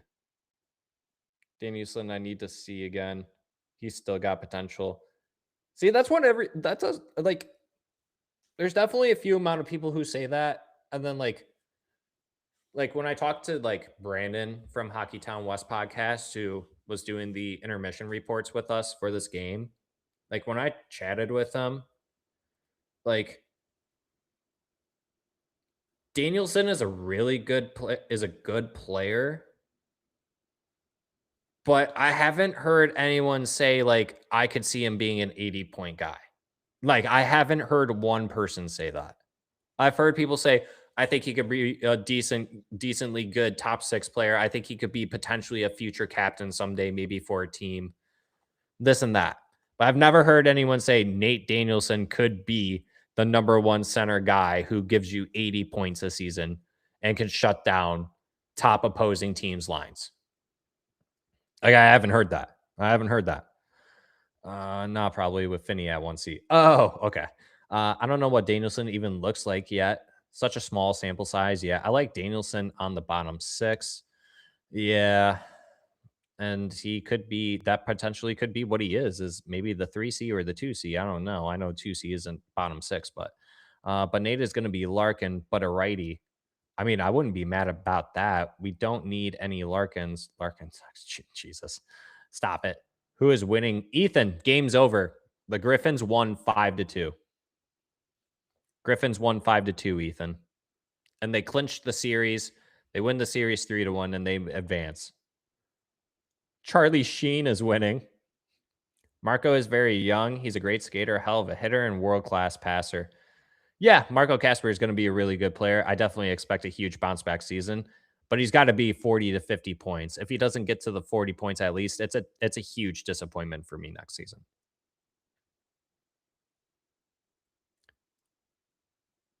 I must be the only Red Wings fan who loves Larkin. The guy gets pooped on so much.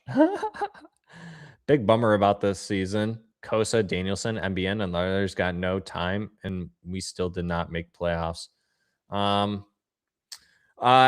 honestly, guys, like, I really do think Yzerman is going to take a lot of these young guys and insert them on the team.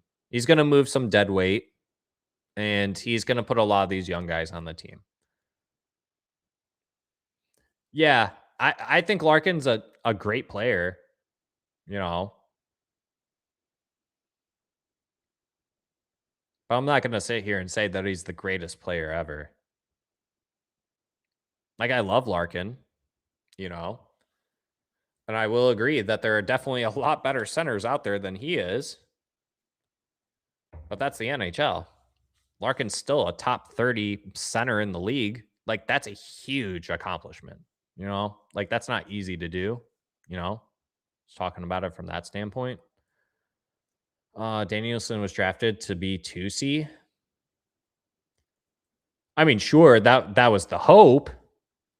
That doesn't mean it's going to work out. Like how Zadina was supposed to be your top left winger for all those years. Look how that turned out. So we'll wait and see. Dan B, just so you know. Oh, dear God. Oh, no.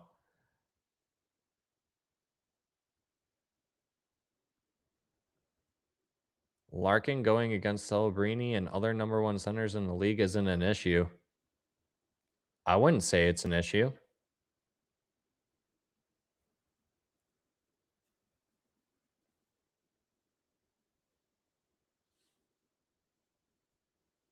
No, I wouldn't say it's an issue. I'm confused. MBN will be a lock next year. Yeah, I agree. He will take JVR or whoever's UFA spot. I agree. 1000%.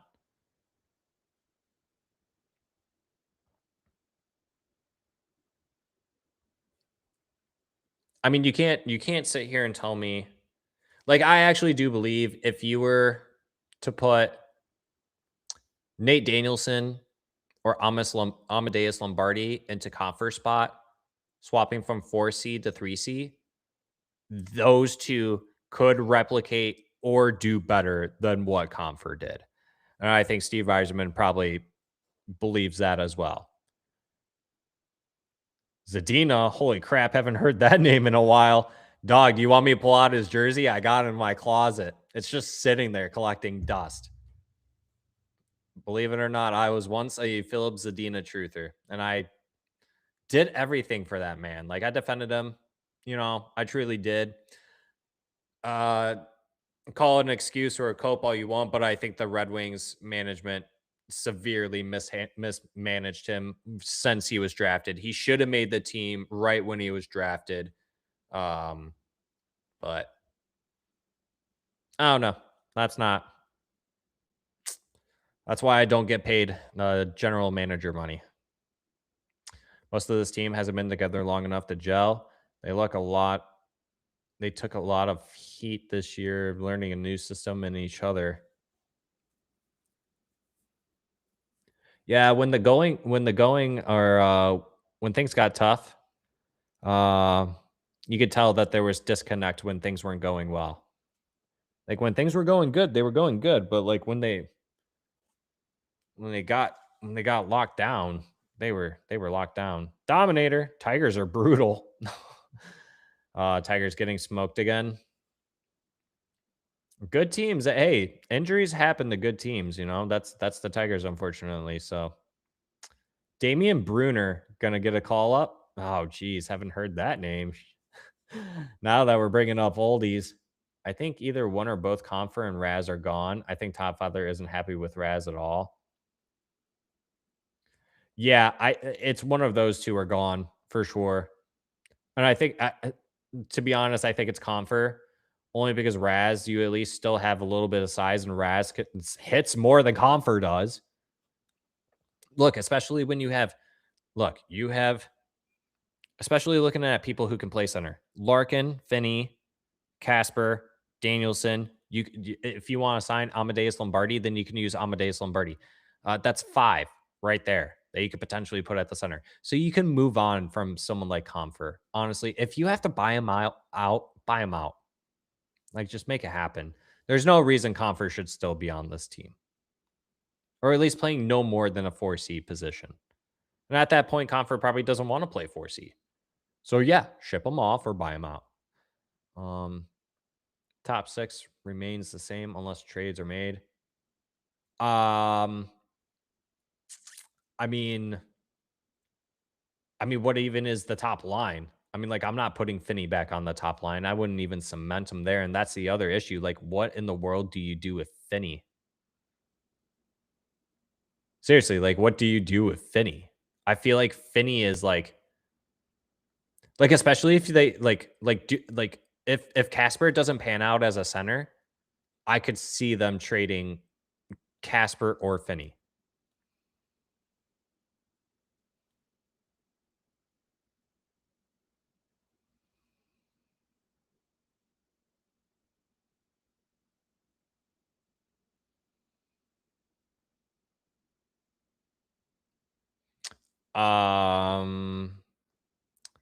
If they made a trade for a top left wing, and then if they, well, Dan, they don't just have to like.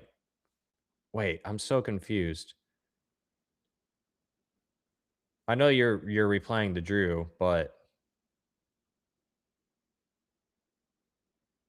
I don't think Dan is saying that's how they're going to win a cup if the top 6 remains the same, unless a trade is made.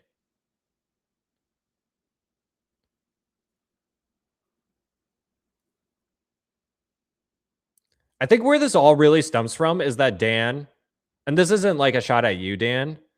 Like, you really want to win a cup. Like, I want to win a cup. I totally get that. Like, I want to win a cup too. Would it be fair for me to say, Dan, once again, this isn't like a personal attack. Would it be fair for me to say that I'm more willing to be a little bit more patient and see the incremental growth before just saying I want a cup? And that's where you're at, is like, okay, I just want the cup. I don't care like if we make the playoffs, like that's irrelevant to me. Like, we should be making the playoffs. Dan is making no sense at this point, so good luck making sense of it. Yeah, they will have Larkin, who isn't a good 1C, Cop, who isn't a good 2C, and Patrick Kane, who refuses to go into a board battle or forecheck in the top 6. You think they will have a shot?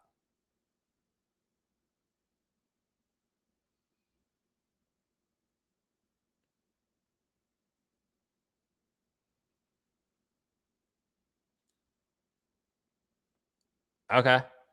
Well, that answers my question. Is Larkin better than Joel Eriksson Ek?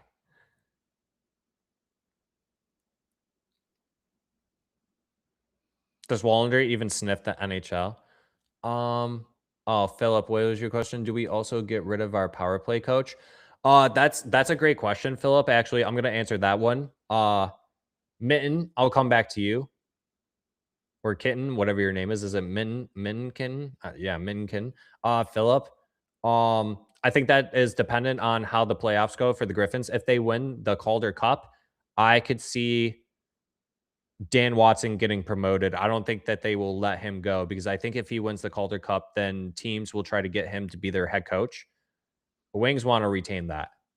They should want to retain that. So, if they do move on from the power play coach, then I would expect that to be Dan Watson. Dan Watson does really good with these kids. These kids respond well to Dan Watson too. Okay, Mittenkin. Does Wallander even sniff the NHL? That's the weird thing. Steve Yzerman said he's going to be competing for a spot. So I don't know. I don't know. I don't know. I really don't know. He has to sign a contract. Steve Yzerman has to get Wallander to sign a contract. So that has to happen first. I don't think that there's room for Wallander to make the NHL on the Detroit Red Wings, to be honest. I'm saying this team has no chance at a cup in the next few years and zero chance ever with Larkin.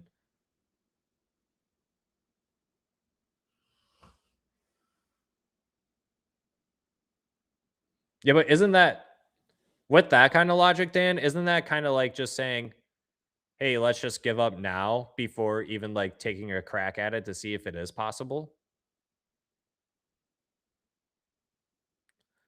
Missing the playoffs and picking outside the top 10 is the worst spot, and the Wings have been there for years. We've only picked outside of the top 10 twice with our own picks. It's only happened twice. It's happened twice outside of the top 10. Hasn't been years.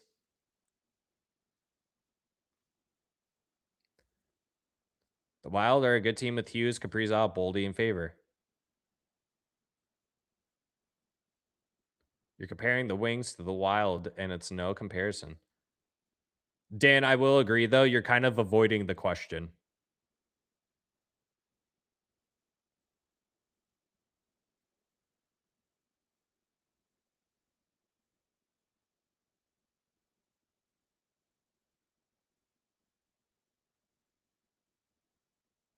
Yeah, Dan, they missed because the team couldn't score as a whole 5-on-5. Larkin got injured the day of the trade deadline, and Kopp got injured 2 games after that. Like it just all really shit the bed, Dan. It just really all shit the bed. Like that, like it's no particular person's fault. It's really no one's fault. They were on pace to make the playoffs. And then everything just shit the bed.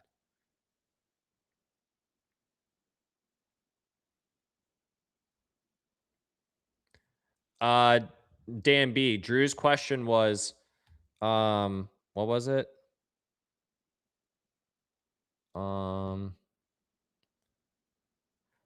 Is Larkin better than Joel Eriksson-Ek? That was the question. Is Larkin better than Joel Eriksson-Ek?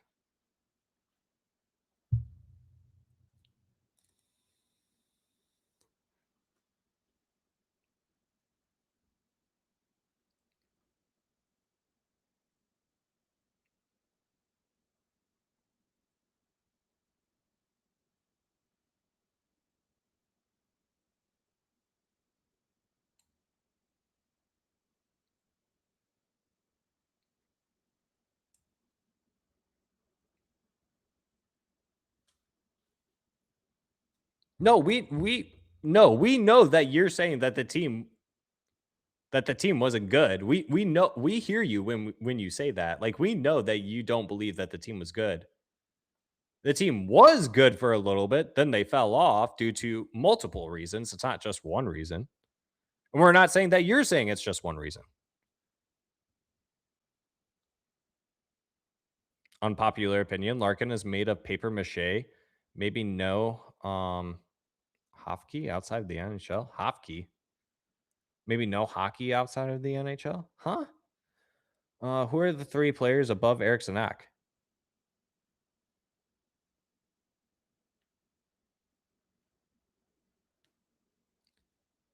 Yeah, but Dan, by saying that, doesn't that go back to our earlier response to that, where you were saying,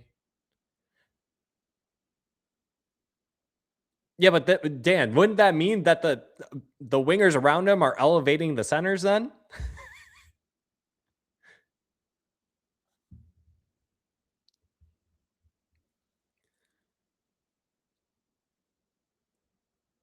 They have star players. Don't the Wings have star players? You wouldn't say Seider's a star player?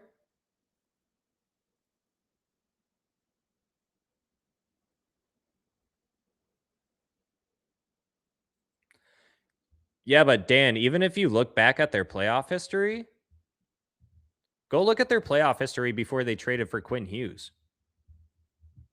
Real quick, Dan, if you haven't checked that out.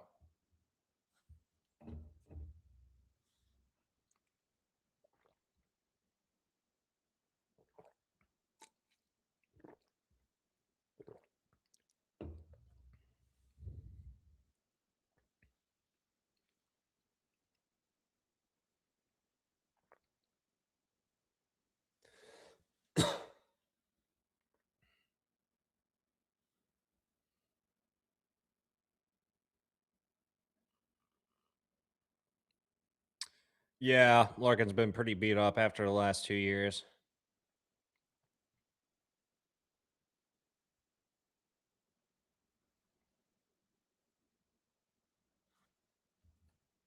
Let me check. I don't know. Wild. How many goals did Matt Boldy have? Matt Boldy had 42 goals, 85 points.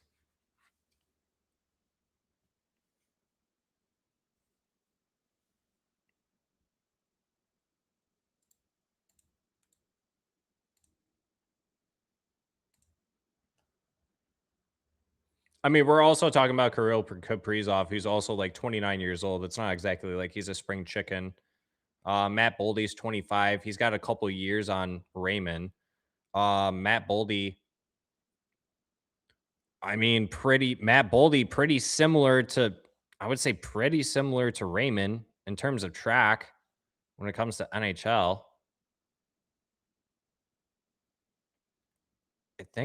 I think Raymond might have more points than Matt Boldy in their first similar seasons. Let me check, actually. Lucas Raymond. Dang it, dude. I hate that. I hate that. Sometimes I hate elite prospects. Lucas Raymond. There we go. Let me do some math here. 57, 72. What is that? 129. 209. 285. 285.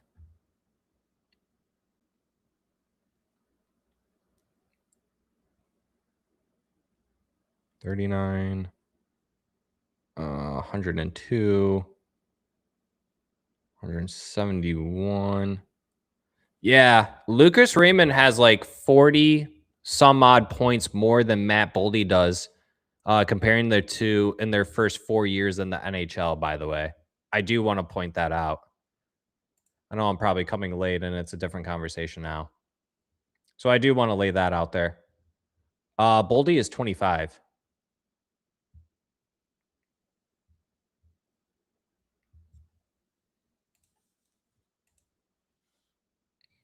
To be fair, Brock Faber didn't actually really become a lights out player the way he is until they got Quinn Hughes.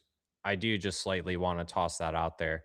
Brock Faber last season, 78 games played, 29 points. Not exactly that great. He had 0 points in the playoffs. Actually, in the 2 seasons that he played in the playoffs with the Wild. 22-23. Then they missed in 23-24, where he put up 47 points.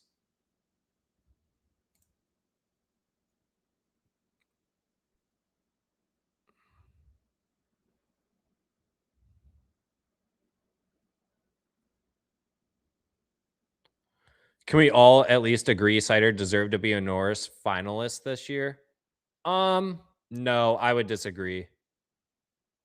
I'd put him in the top 5, but I wouldn't put him in the top 3. I think they picked the correct players. Outside of Werenski, the other 2 made the playoffs.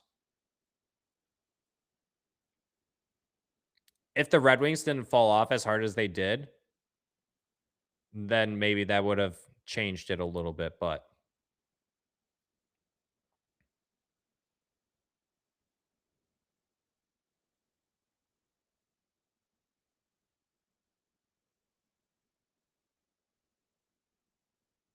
what team is Jaden Schwartz on?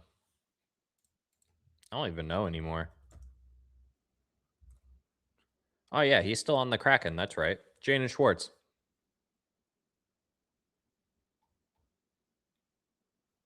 Yikes, Jaden Schwartz fell off hard. Well, I guess he was injured this season. That's not really a fall off, I guess. He probably still would have been close to what he was, but dang, in 23-24, he only put up 30 points. That is god awful. Sheesh.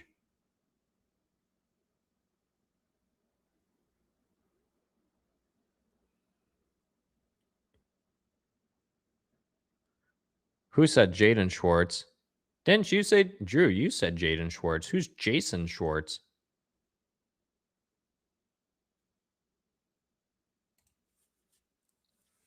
Are you mixing up players, Drew?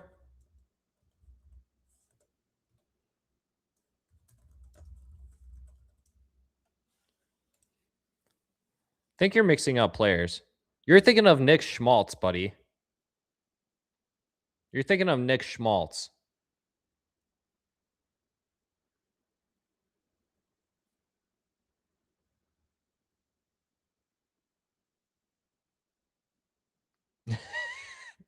Who is Jason Schwartz?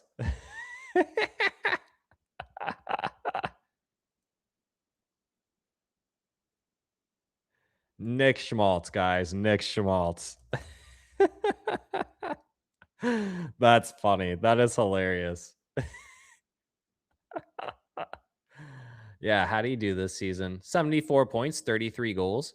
Best season in his career. Best season in his career, and he's 30 years old. 74 points, 33 goals, 41 assists. That is someone who gets elevated by his wingers for sure. That is definitely someone who gets elevated by his wingers. I mean, shoot, he plays on a line with Clayton Keller and Lawson Krause.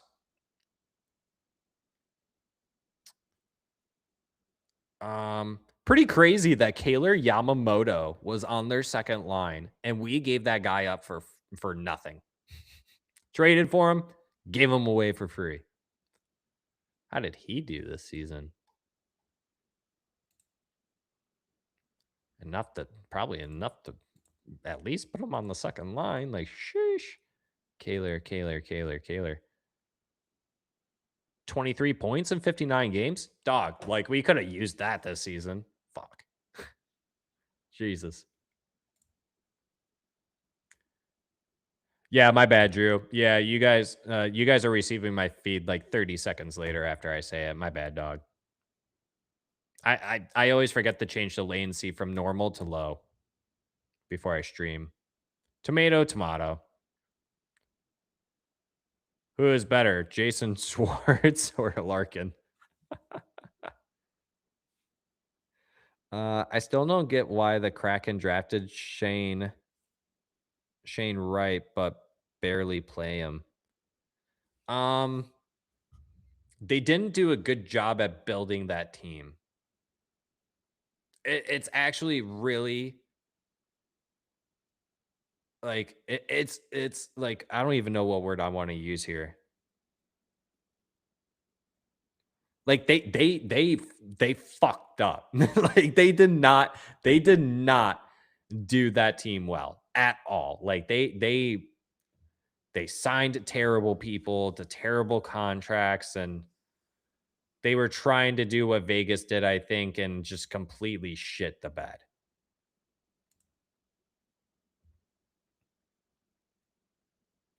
Okay, sorry, I goofed. Who's better, Nick Schmaltz or Larkin?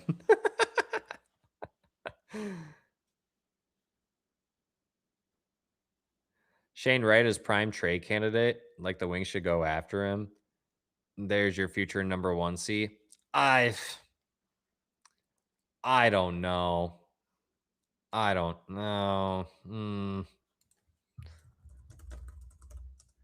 Let me. Dang it! I hate that I do that. I'm about to look up Shane Wright. I haven't seen his bum ass. No, Shane Wright. Thank you. Oh, he hasn't even gotten paid yet. 6 feet tall, 198 pounds, shoots right. I mean, he's put up 40. He's put up 40 plus points in the NHL. He did that in his second season. I mean, former 90-point player in the OHL. Over a point per game player in the OHL playoffs.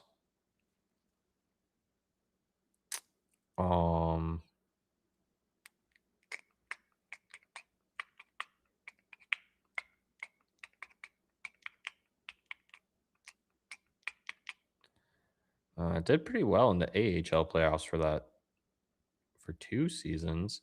His first full AHL season, almost a point per game player. I don't know if Shane Wright could be a true 1C. I think Shane Wright's probably another Dylan Larkin, to be honest with you.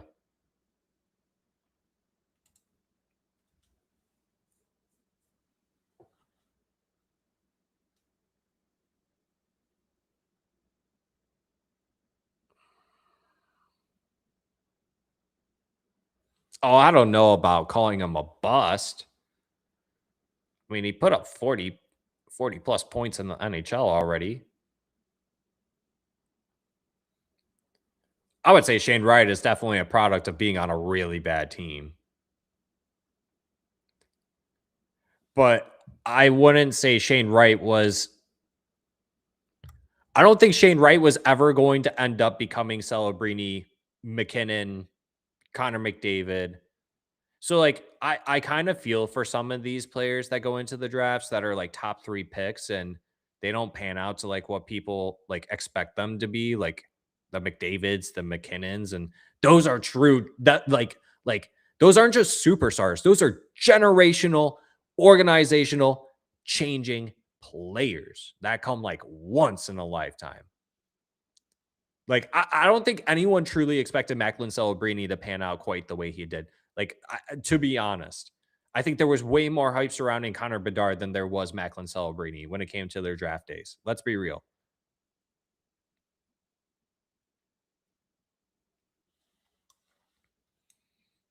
You guys should just kiss already.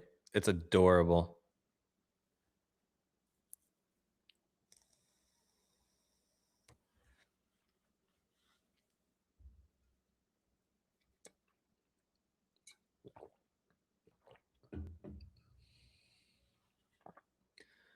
He did say that, Drew. He did say that. Oh, what time is it? Dang, chatters, you guys kept me later. Carter Bear opened up the scoring in the WHL finals. That's good to see. No one's really brought up Carter Bear. How do we feel about Carter Bear? Ooh, good. Wow. Good shot. Right in the middle of the slot, wide open. Rips that one. Good shot. Good pass, too.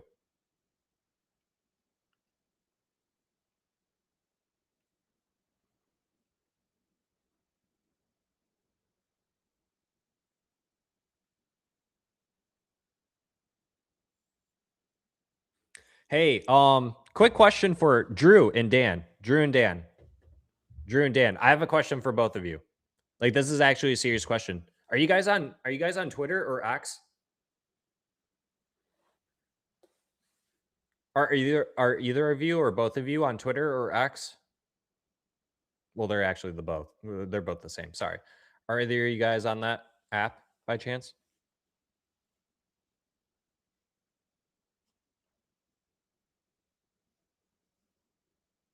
If so, can you guys send me, if you guys are on X, can you guys send me a direct message?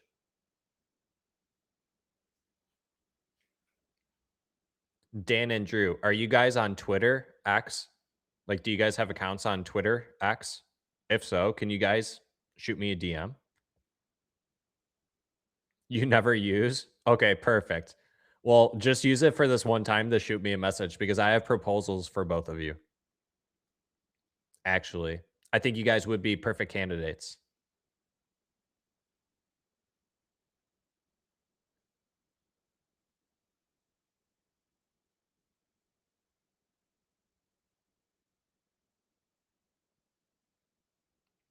Okay, well, you get into your X account and then find me. It's my first and last name. Because I don't know. I'll look you up and it could be someone completely else. And I don't want to just randomly message them. Trying to get pics? No, not exactly, Jay Burke. Not exactly. I'm trying to work on this really cool video idea that actually includes Red Wings fans. Uncle Fester's fart? Huh? Okay. Well, if you guys go on your accounts, shoot me a direct message, please. I want to put you guys in a video. If you guys are cool with that. I want to put you guys in a video. But with other Red Wings fans. I want to put you guys in a video.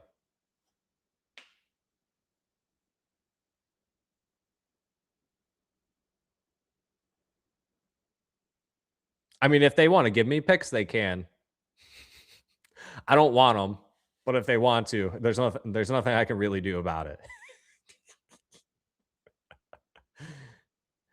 I mean, take your time, but my handle, I'm going to put it in the chat. I'm going to put my handle in the chat.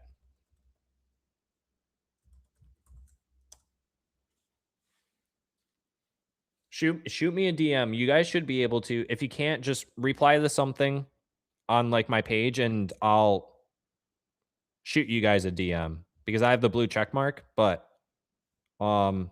yeah, just shoot me over a message if you can. If not, reply to something I have posted. And then I'll get to you guys. But I do gotta go. What kind of video? It's a Red Wings related video. I could definitely talk to you guys more about it in the messages. I want to try and keep as much of a secret. Like I want to keep the video a surprise, but I'll let you guys in on like what the video is about. But it's definitely hockey and Red Wings related. So don't you guys worry. I don't need feet. I don't need feet or anything.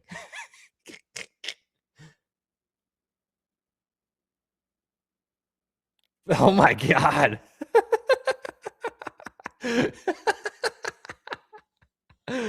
Stop it, Drew. Stop taking. Do you have cameras in my house, Drew? How did you figure out my grandmaster plan, dog? How did you figure out my grandmaster plan? Jeez, that's scary. Get out of my head. Get out of me head. Dang, 23 votes now. Would you rather trade Kosa or Postava? 83% chose Costa. That's actually pretty crazy. I'm not going to lie. I'm actually quite surprised about that. But I'm not surprised. All right, boys and ladies. If there are ladies in here, I'm not sure. But anyways, chatters, I love and appreciate each and every one of you. But if you guys can do that, I would appreciate it. Because I am working on something. And I think you guys would be great participants for it. Yeah, be on the lookout for when the Griffins announce when their first game will be. Possibly go live for that. So be on the lookout for that. Carlo and I are recording on Sunday morning. So new episode coming to you guys on Mother's Day this Sunday. Make sure to do something special for your moms. Do something special for your moms. Wait. What am I waiting for? What? Wait.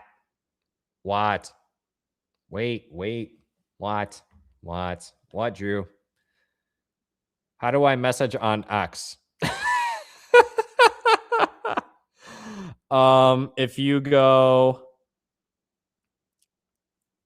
to someone's profile, next to the button where it says follow or whatever, follow me, and then the little like, can I do this? Hold on, I'll show you. Okay, I'll use Brandon as an example. So next to this little button is a little like message button. That's how you message someone. There's like 3 little small buttons up here, and it's the one closest to the follow button, which is right there. I know that's a really bad example, but I hope that helps. I'm old. I'm a Facebook simp.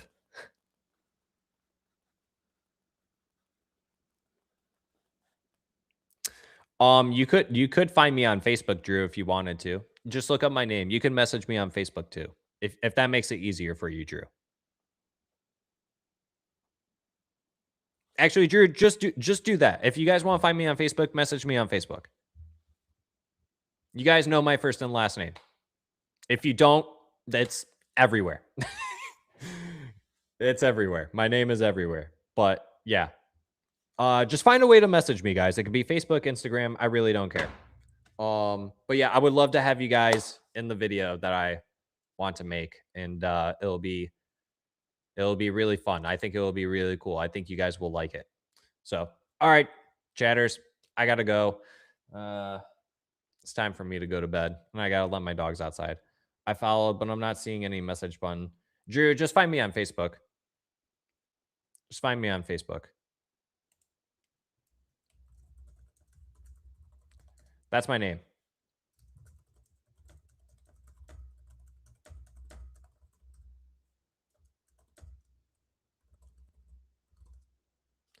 You can find me on the book or Instagram or Twitter. Just look up that name. You will find me. I'll be the guy with the golden retriever and Australian shepherd dog. All right. Night, everyone. Bye, Dan. Bye, Jay Burke. Bye, Drew. I don't know who else may potentially be in here. How many people does it say? There's still 6 people in here. Okay, well, I said bye to 3 of them. So bye, everyone else, if you're still in here. No, I lost my MySpace. I was pissed about that. I lost it, dog. And I loved MySpace back in the day. Yeah, at least people showed up this time, Dan. So it made it a little more interesting. Yeah, it was just me and Dan for a little bit. Damn, Drew still has his MySpace? We can disagree. Just be respectful, y'all. I agree. All right, chatters. Let's go have a great rest of our Friday night. Let's get some sleep. Let's get some shut-eye. And I'll catch y'all on the next one. Bye, guys. See you guys. Love you guys. Bye, guys. Auf Wiedersehen. Goodbye. Good.